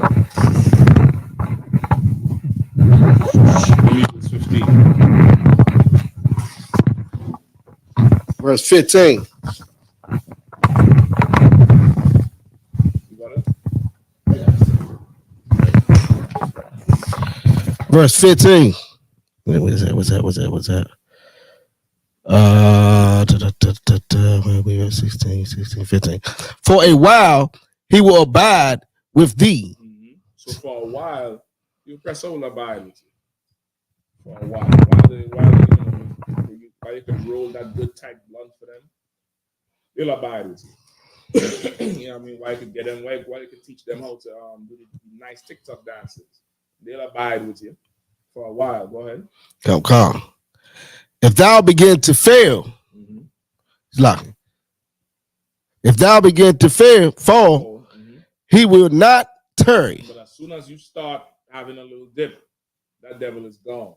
He's not tarrying. He's not tarrying. That's every manager of every rap group, of every R&B group. They're there for the windfall. But as soon as you hit that peak and you start dipping, they're gone. They break the group up and take the one, and they go on with that one. That's just every one of them. All right, keep going. Okay, verse 16. An enemy speaketh sweetly with his lips. Right? Speaketh sweetly with his lips, meaning the language they're using is to disarm you. The language they're using is to get you to drop your guard, because it's like, oh, they're so nice. And something about this oppressor, he's very good at stammering and acting like a buffoon. And you start thinking he's harmless. No. You get the point. They're very, very good at that. I don't know, and stammering. Remember George Bush? George Bush used to stammer, fool me once, shame on me. Fool me twice, you can't fool me again. And went to drop every bomb on Baghdad without hesitation. Kofi Annan, who was at that time was the president of the or the leader of the United Nations, told everybody, stand to hell down. Stand down. This whole attack, this is after the 9/11. George Bush got up in the national address of the nation and said, if you're not with us, you're against us. Bombs over Baghdad.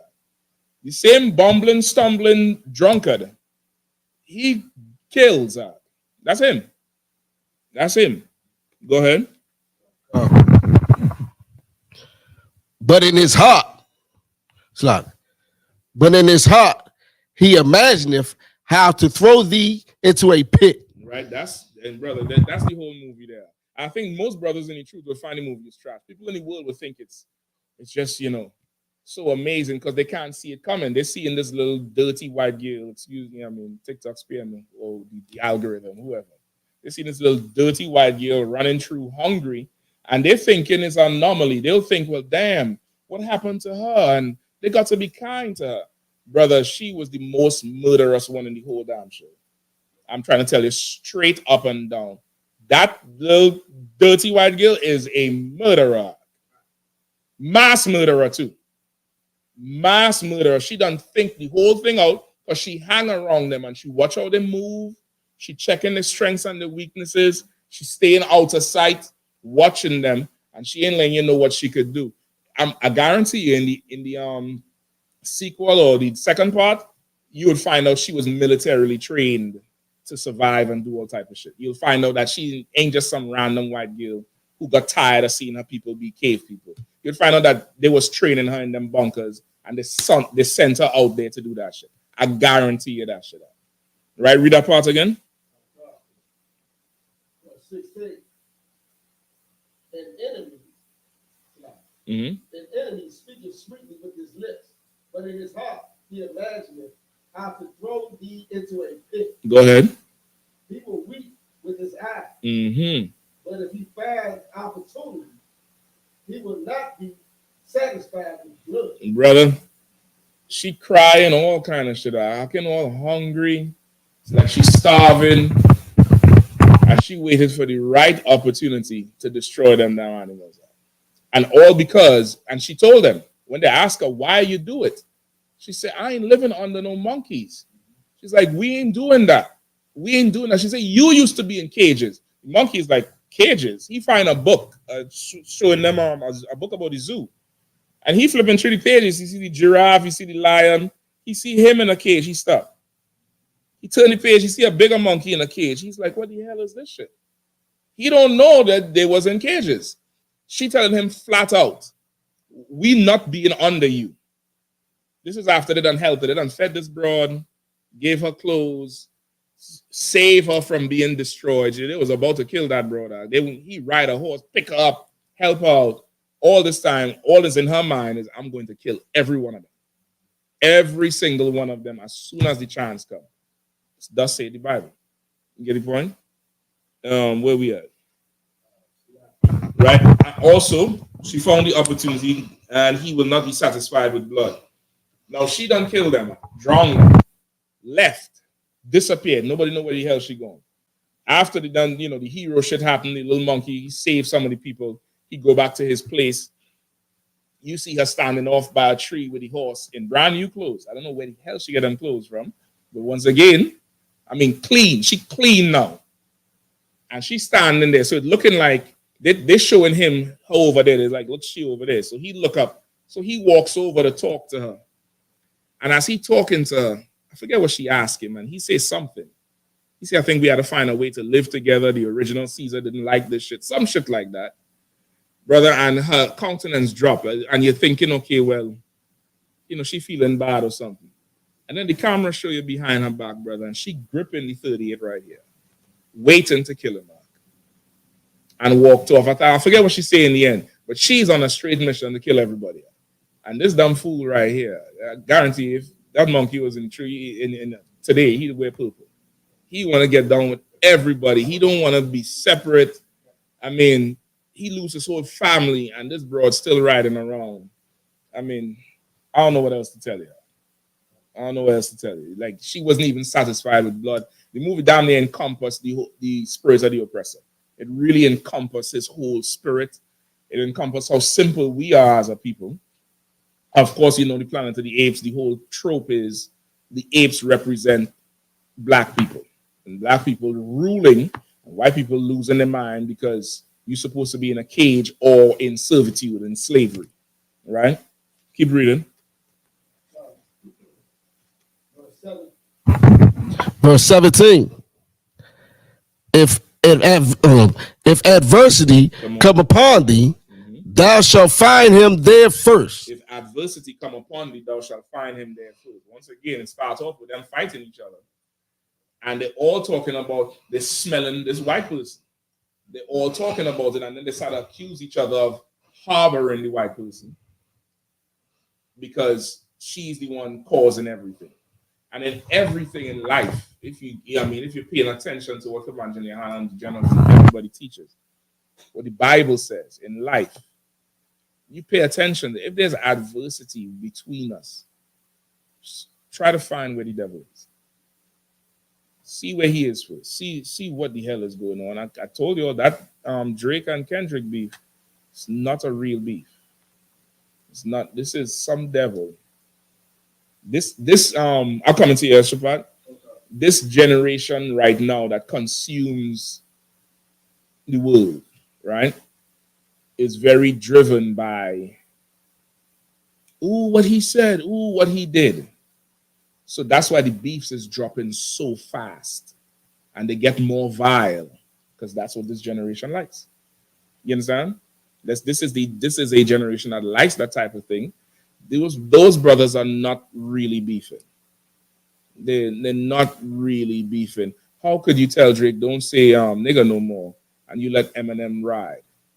You let was he Hollow guy, something Hollow, Jack Hollow, John Hollow. He say I'm something, I forget his song he said, but he said nigga in his song. You could look up the lyrics. You know, you have a song where he's singing to the somebody online gonna know what I'm talking about. He have some song that was playing a whole lot. And he said, I'm not a something nigga. I'm something, I'm something nigga. Anyway, go ahead. I probably don't even know what I'm talking about too. Hell. Book of 2 Maccabees, chapter 7, verse 31. And thou that hast been the author of all mischief against the Hebrews shalt not escape the hands of God. That's it. That's the prophecy for the oppressor. Like his time is coming where he's not going to be able to deny anything that's going on. He's not going to be able to deny nothing that he did, because everything is going to be plain and open for everybody to see that he really is the devil that the Bible speaks of. It's him. It's him. Every single thing that's wrong, everything that we can't get right, everything that we can't fix, everything that we seem to, we always almost there. It's a continuation. Our life is a continuous road of we almost getting it right. Almost getting it right. It's because of him. It's because of him. All right, let's get back to Ecclesiasticus. You got it? Oh, we got it right. All right, go ahead. Call. You anybody find the Jack Harlow song? I'm gonna look up the lyrics. Go ahead and read it. Call, sir. And though he pretend to help thee, yet shall he undermine thee. Right, and though, say it again. And though he pretend to help thee, like the damn broad and the damn thing, and okay, even to put a white woman, which is like, you know, the movies, entertainment is like black man kryptonite. It's like that. The whole it's stereotypes. Like, why couldn't be a white man? Why couldn't be a white man? Because of course a white man would be more on defense. But this little white girl, she peeking from behind the damn tree. He threw an apple. All that dumb shit. And this bitch is pretending the whole goddamn time. The whole time. I think nobody in the truth could really watch the damn movie and really look at it. I think people in the world, they'll be like, damn, that was cool. She really about her people. These monkeys, they're out of control. I think that's how people in the world will consume the damn movie. But from the beginning, if you're a brother or sister in the truth, you are going to look at it from the start like, yeah, keep going on. Yeah, shall he undermine thee? And he will undermine thee. Go ahead. He will shake his head and clap his hands and whisper much and change his countenance. That's what happened. That's what happened. When she finally get close to everything that was going on, she started to check the hell out of them. She started to check them and stand off and say, we ain't going back in no cages. We was on top of y'all. Y'all was in cages. We're going to rule y'all. The king monkey said, listen, that's my vault. I found it. I don't care how your people had it after. I had it before. He said, that world is over. It ain't coming back. What's in there is mine, and I want it. She said that all that technology was never meant for y'all. Y'all, it was never meant for you. You're supposed to be in cages. That technology is ours. And then she destroy everything and kill everybody. Like, that's your oppressor. That's who he is. You get the point? Like the movie, for most people who go in to watch it, you probably mightn't be entertained, but it's definitely stuff you could visually unpack because of what you know. You get the point? You could visually unpack the thing. But of course, you could just be like, it's a movie about monkeys and white people. And that's that. It ain't that serious. It's a serious for me. Hell, I want to get some slaves out. All right, but that's definitely it. And of course, as you watch on, you're gonna see way more things that you could pull precepts for. It's a good teaching tool, especially if you have kids, teenage kids who could grasp the thing. It's a good teaching tool to run through all them, those type of movies. You unpack the whole thing because it's definitely our story over and over again.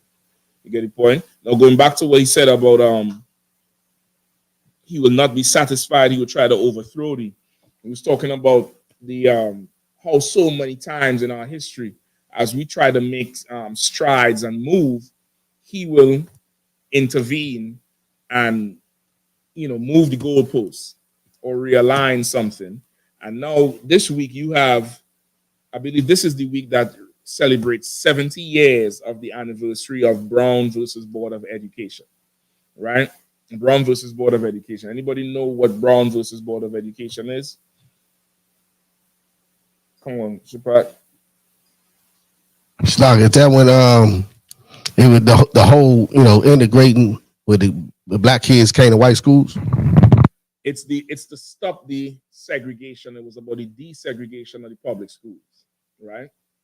Because those schools were segregated, where you had white section and black section, essentially like a white school on the damn school compound, and separate gyms, separate classes, separate textbooks, separate bathrooms, right?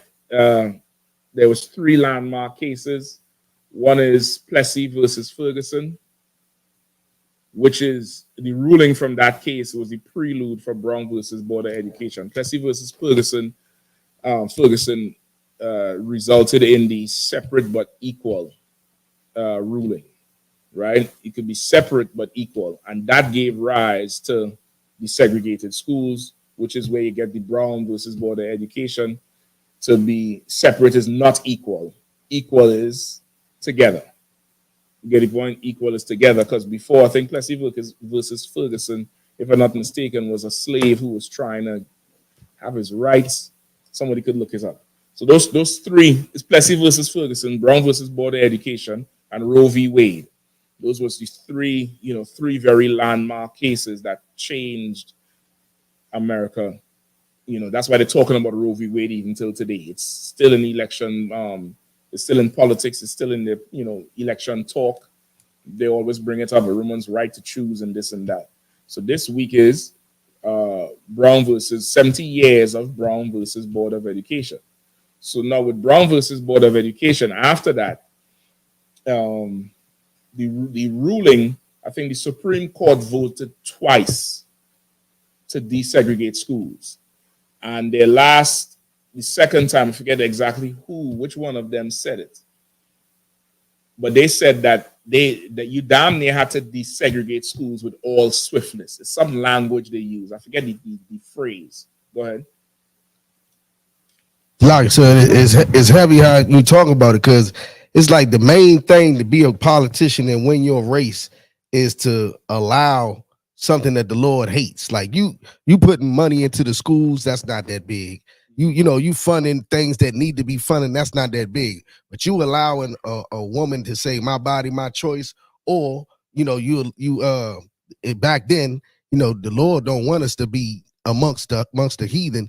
You putting us together, that's against the Lord. That's a very big thing. And the other thing, your right to be whatever sexual preference you want. Right. You know what I mean? That's what gets you elected. Well, okay. Once again, politicians, remember I told you the nations is hoes. Politicians, look up the definition of politician. I don't know if you'll find it there. It might be in one of them old dictionaries.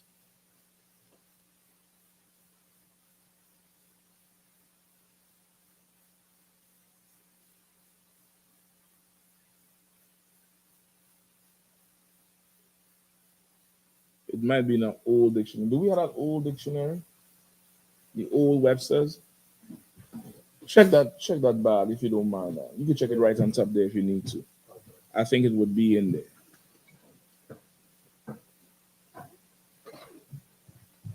It might that definition might be there. That's what I want. Right, but you're so right, like that. Those talking points have always been, enough to shift an election. right? There's always been enough. Even Trump changed his stance on Roe v. Wade a little, right? He changed his stance a little to just to get into the talk of it's possible. You have something? Go ahead and read out. A person experienced in the art or science of government.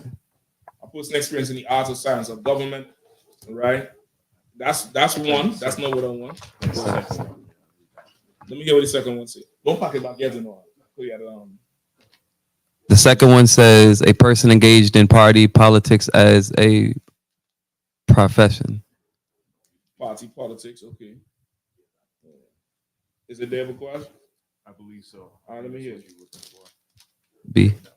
B says a person primarily interested in political office or selfish or other narrow, usually short-sighted reasons.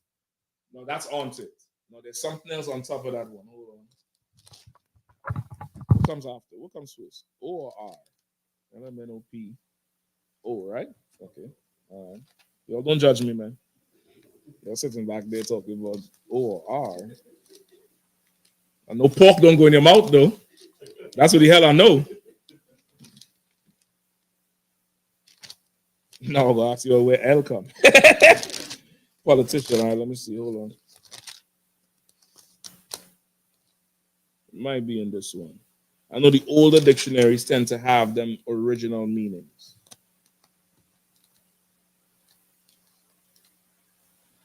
All right. Sir. Yeah, go ahead. I have a question about the 8 people surviving the flood, especially with Shem, Ham, and Japheth. Okay. All right, let me finish this. I'm gonna come right to you. All right. Can. I'm gonna come to you before we're done. Okay, it's not in this one. It had the same thing you just read about the selfish reasons, right?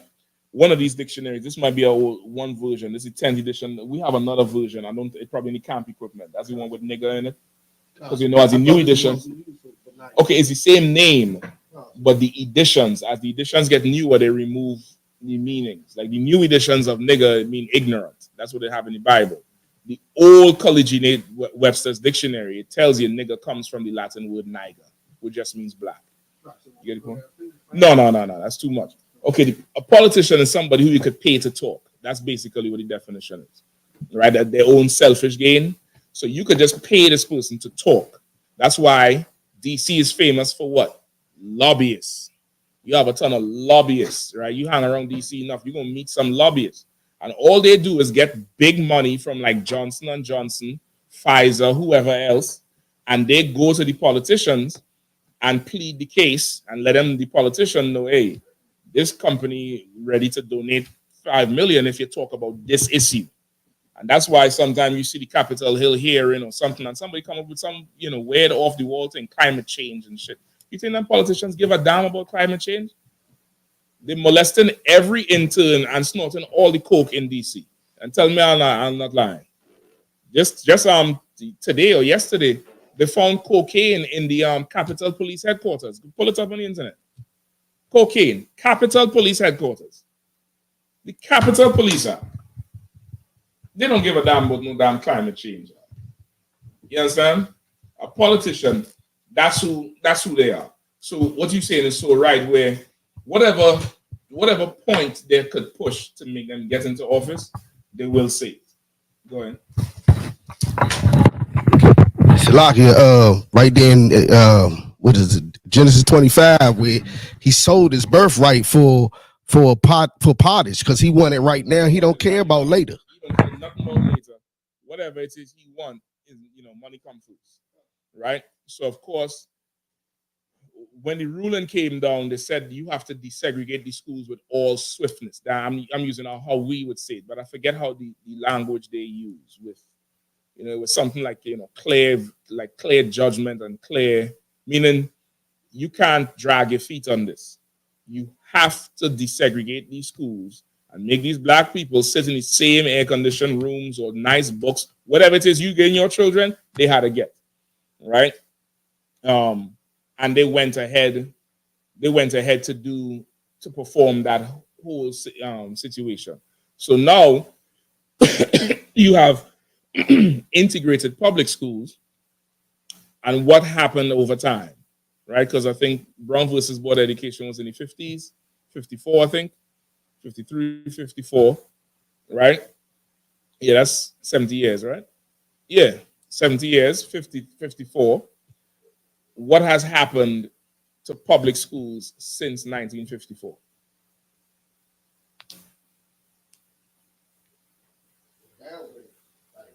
What do you mean? Education wise, education isn't as good. Mm-hmm. You know, more violent, everything, and like most white, a lot of white people, they either went to a separate school. They went to public school. I mean, private school. They left the public school system and went to private school. I know the public school system is in shambles. The public school system is now heavily influenced by zip codes, basically, right? And what do I mean by that? Certain people live in zip codes, and certain areas have a higher tax than other areas.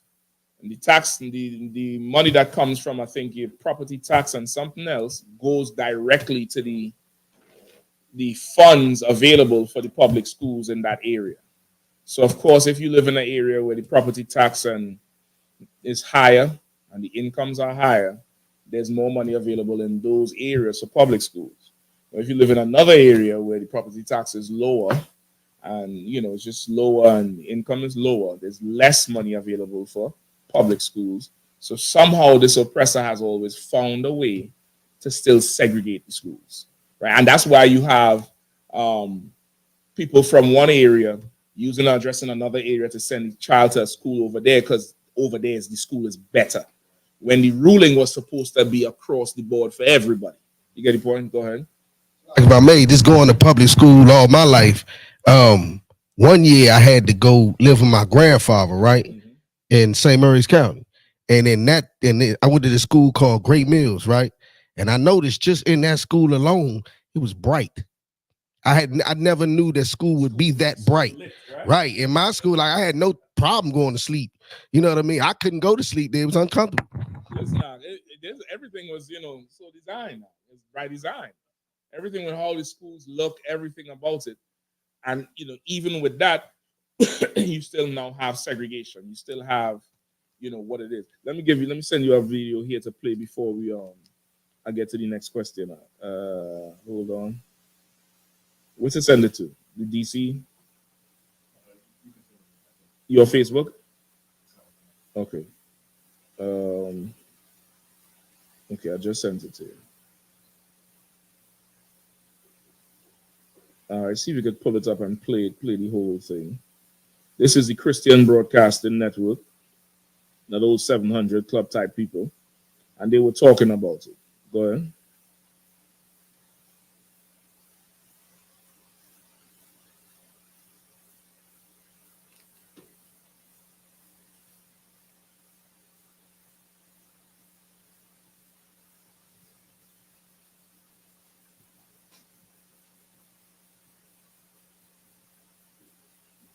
You good?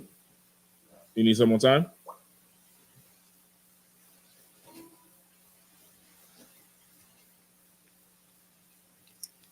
No, I'm too well.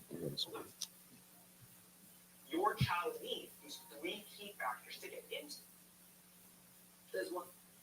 Well, this week marks the 70th anniversary of the landmark U.S. Supreme Court decision, Brown versus Board of Education. The 1954 case changed public education in America, declaring that separate was not equal and mandating desegregation. In Leesburg, Virginia, the fight for equality in schools began long. That's Southern accent getting. He is equality. You want to say nigga? That's what it is. Right. This is in Leesburg, Virginia, not too far away, and they're going to show you some history on a segregated school at the time. You have it? You ain't have to skip it. The video short.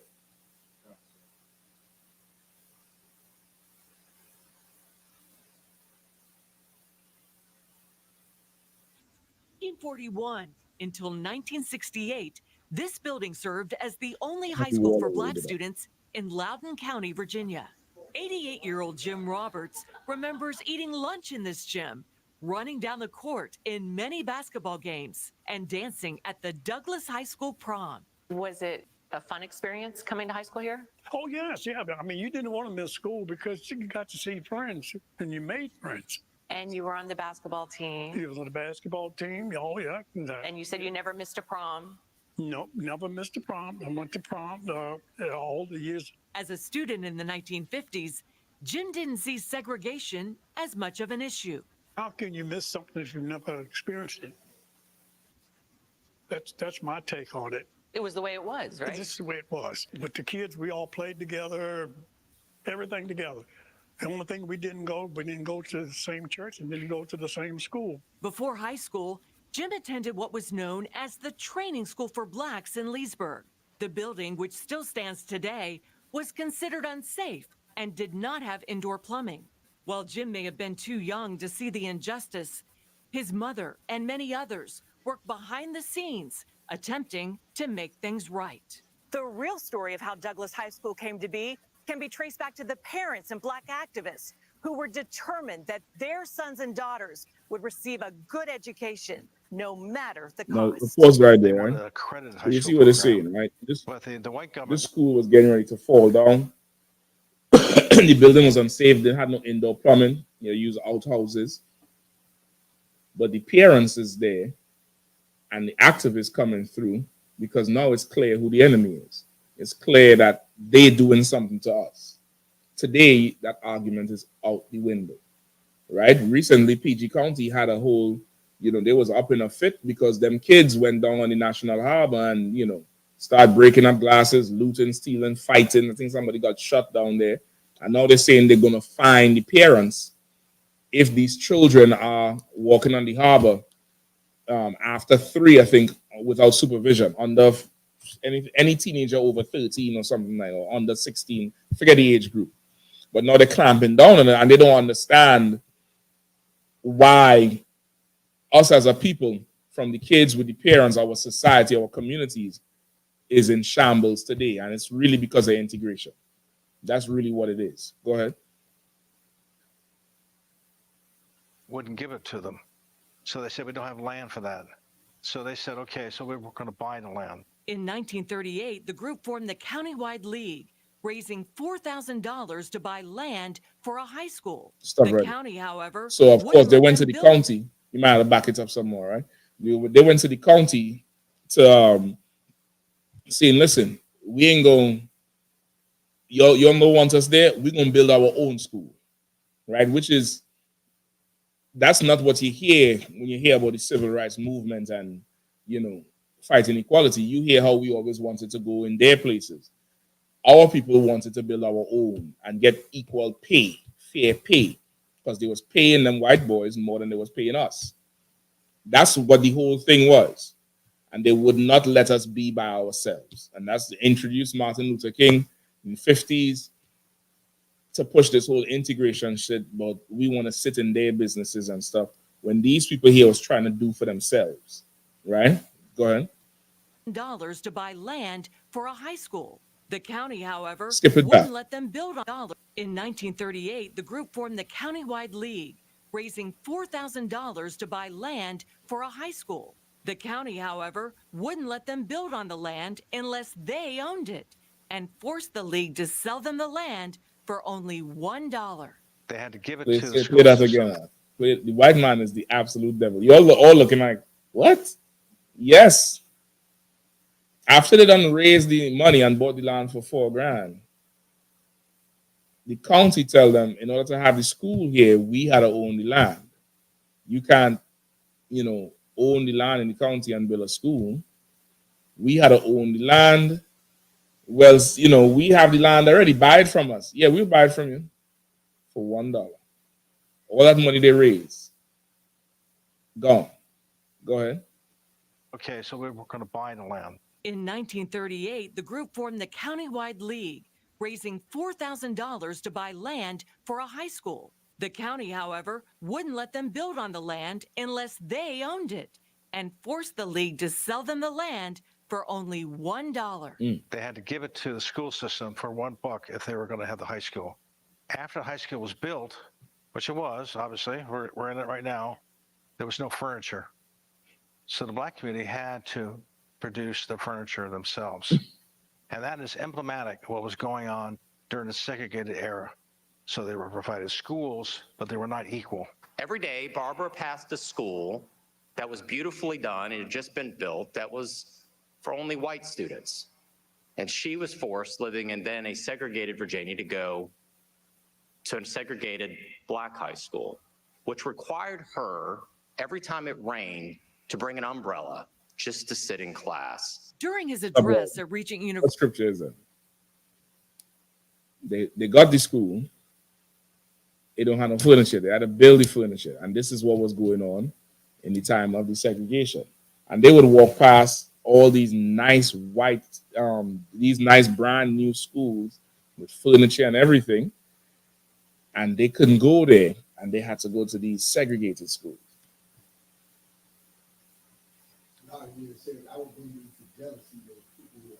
That's it. That's the Lord. He'll bring you to jealousy with a people who are not a people, and a nation who is no nation. You watching them and you jealous. It's supposed to provoke you to come back to him. And that's what we had to learn as a people. We best learn that everything we're going through in life is because we done turned our back on the Lord. Everything. Everything. You examine your life. And wherever you think is lacking, you see where you are lacking in terms of giving the Lord what he wants. And brother, I guarantee you'll find that your bill ain't matching up. Your receipt and your what you put out on your receipt ain't matching up. You'll see that that's what it is. The Lord wants his people back, and he'll frustrate the hell out of you until you turn back to him. Like that day was supposed to make us buckle down and say, we'll have our own schools and we'll turn back to the Lord. But Christianity, not Martin Luther King, boy, he did a number on us where we wanted to just be next to the oppressor. That's it. We just, he put the whole fight on us to be just next to the oppressor and take whatever from him. And problems with him is better than problems with us, which is backwards as hell. Right? Keep playing. So let's get some more. University's commencement, Virginia Attorney General Jason Miyares recalled the story of Barbara Johns, who in 1951 saw the injustice of segregation and did something about it. This 16-year-old girl got up at a student assembly, and said, if you're tired of this, if you're tired of this injustice, please leave school now and march with me to the superintendent's office to demand change. That march led to a group of lawsuits against school districts in Virginia, Kansas, South Carolina, Delaware, and the District of Columbia, which became Brown versus Board of Education. What you may not realize is over 75% of the plaintiffs in that case were actually those plaintiffs led by Barbara Johns. They were Virginians. Brown versus Board of Education is one of those landmark Supreme Court decisions that really changed the history in our country forever and for the good. It's important for us to have an appreciation for what that case did for us. I came along well after the schools were desegregated, and I think about what my experience would have been had I not had the opportunity to come to know certain friends that I had. She said the case did a lot for everybody and it was good. And the good she's talking about is that she made friends. Meanwhile, our production of professionals for our community declined. Totally declined. There's more black men and black women locked up in prisons now than in the 50s. The abortion is through the roof. I mean, everything that you would want for a society is gone or dwindling. But she says good because she was able to have black friends and be close to black people because, of course, we the stars. And we good for entertainment. We're good for a little dance, a little song. But we're not good enough to rule over you.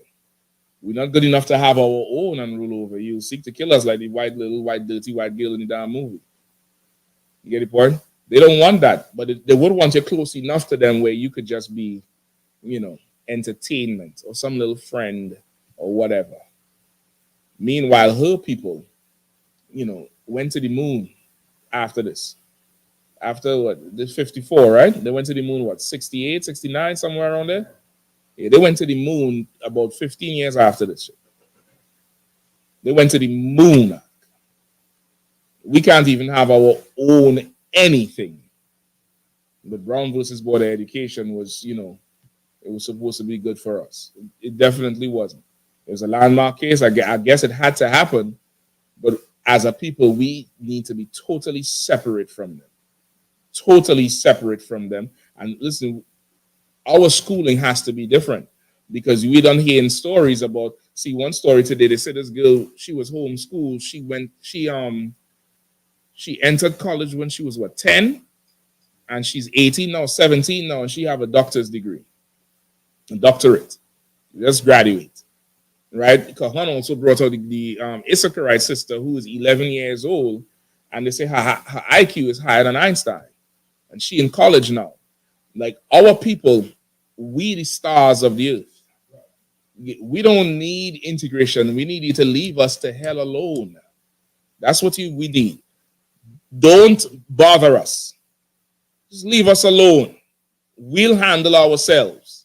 But they can't do that part. Any more on the tape? Go ahead.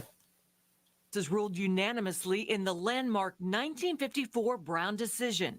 And the following year, they ruled unanimously again in a follow-up decision, instructing the states to begin desegregating with, quote, all deliberate speed. That's the thing. All deliberate speed. Right? Meaning, don't drag your foot on this shit. That Supreme Court said, do this with all deliberate speed. Like, put haste to this thing.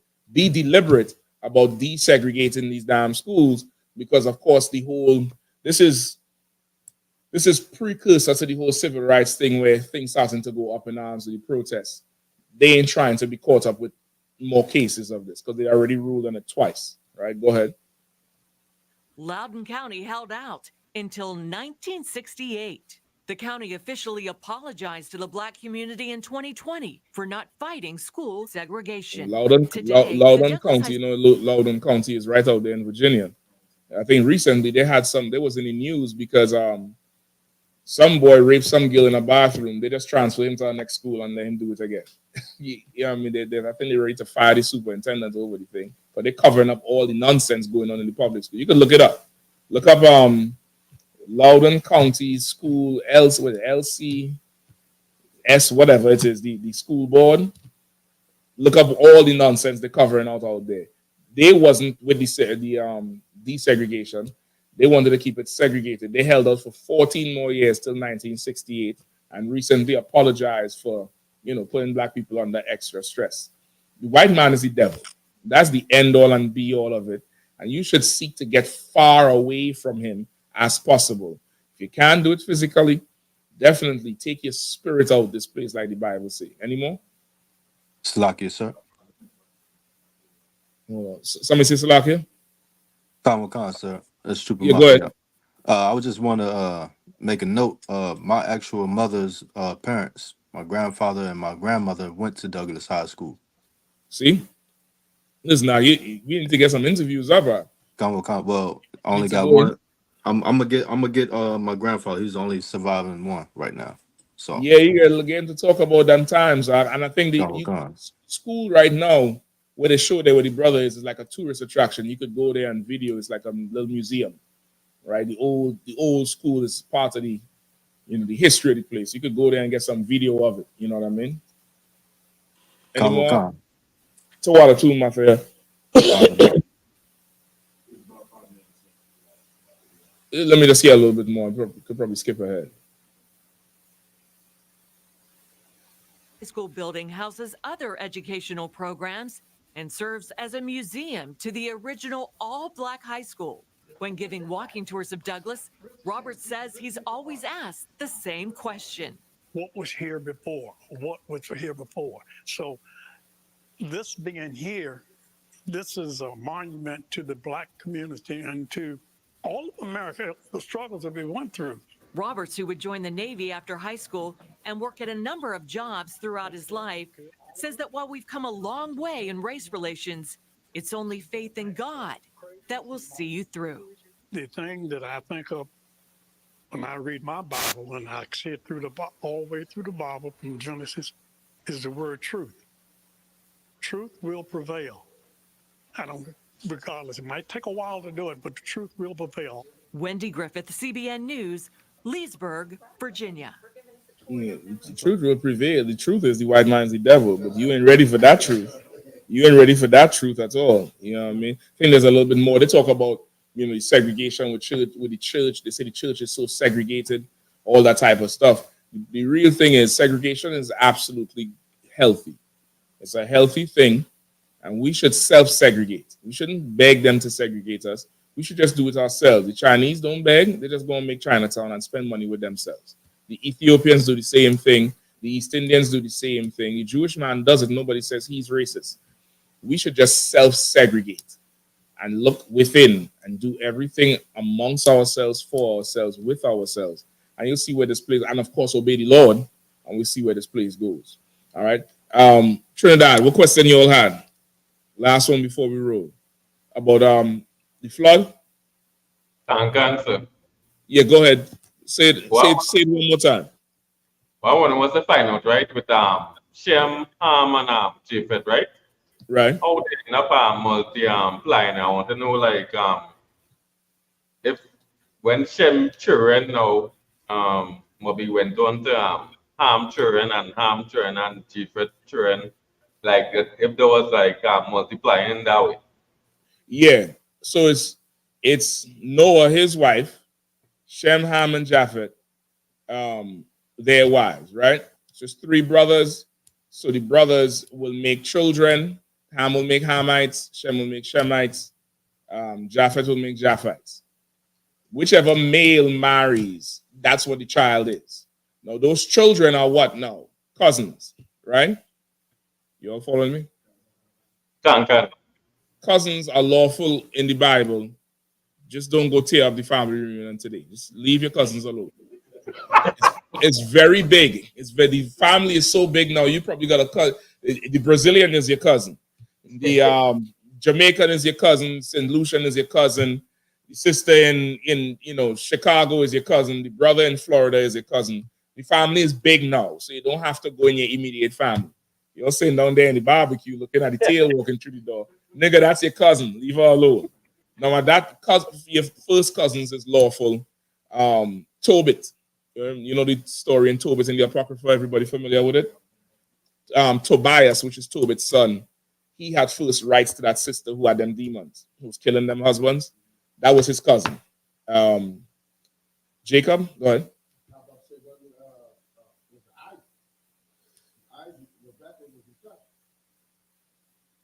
Wasn't Jacob and Rebecca? Isaac and Rebecca, Jacob and Rachel, right? Cousin, they were all cousins, right? I think Jacob's mother, Laban was his mother's brother. Laban's daughter, Rachel and Leah, were his cousins. Same thing with Isaac. That's lawful. It's not necessary though. You get the point? It's necessary when the family is small. You're trying to keep it. That's as close as it could get without getting seriously challenged children, which comes from the incest with brother and sister. But the first cousins, that's fine, that's lawful. So that's how they would multiply. So if Ham has sons, Japheth and Shem might have daughters, and they take them, whatever. Remember, the seed comes from the man. You get the point?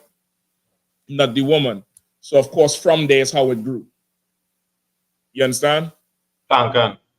Right? Remember, there's nobody else on the earth at this time. It's not like with Lot.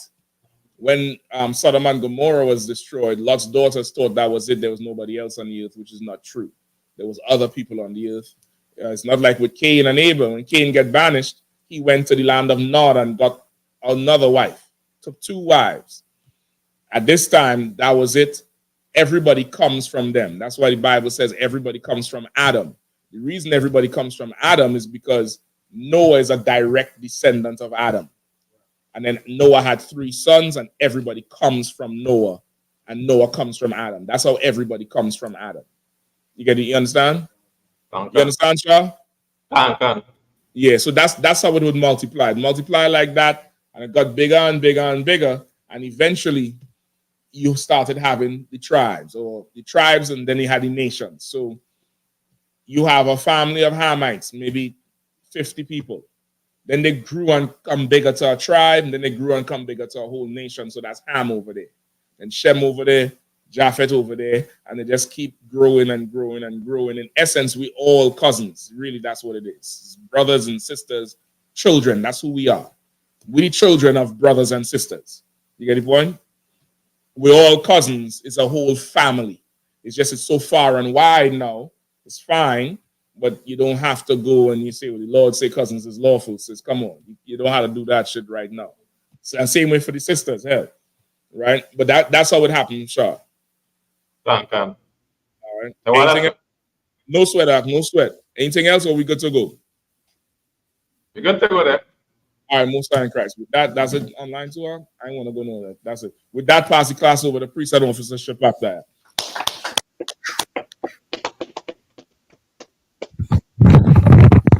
I.S.U.P.K security announcers. We the I.S.U.P.K out of 1 West 125th Street, Harlem, New York, under Commander General Yahanna. New rules for brothers and sisters. When a new brother or sister comes into the school, they are off limits for 6 months. They're here to be saluted only. They're here to share themselves with the world. After 6 months, if a brother or sister has an interest in a particular person, he or she must get permission from the head to speak to a brother or sister. There's another 6 months in which the brother or sister will court each other. After this 6 month period, the brother or sister will get permission from the head to marry. Tithes, which is a commandment. You can find us in the book of Numbers, chapter 18, verse 21, and the book of Malachi, chapter 3, verse 8 through 10. Means 10th in Hebrew, and it's pronounced ma'ishra. 10% of every penny of any increase the Lord gives you, give to the Treasury Department or teacher. Priest fund, free will offering for priests, not mandatory, whatsoever amount you would like to give. Upcoming holy convocation. Feast of First Fruits starts after the Sabbath. Feast of Unleavened Bread, sundown, Sunday, April the 28th, 2024. Count 50 days. Celebrate the 50th day. Monday, June the 17th, 2024, start before sundown. You can find this in the book of Leviticus, chapter 23, verse 10 through 22. Remind Akman Akwati to check on social media, such as ISUPK.com, Facebook, Twitter, YouTube, and so on for I.S.U.P.K events and materials. If a brother wants to be a trooper in the school, you should start wearing all black, which includes black boots, black shirts, black pants, black hairband, and scarf. And with that, I say I-might-yim, which means to stand. Ladies, you may remain, sisters, you may remain seated. We'll give a courtesy salute to the teacher. In the Israel, Ma'am Shabbat, Mike, Baruch, Yahanna, Yahanna, Saw, which means to turn. Sisters, you may stand. I-might-yim. We'll give a courtesy salute to the sisters.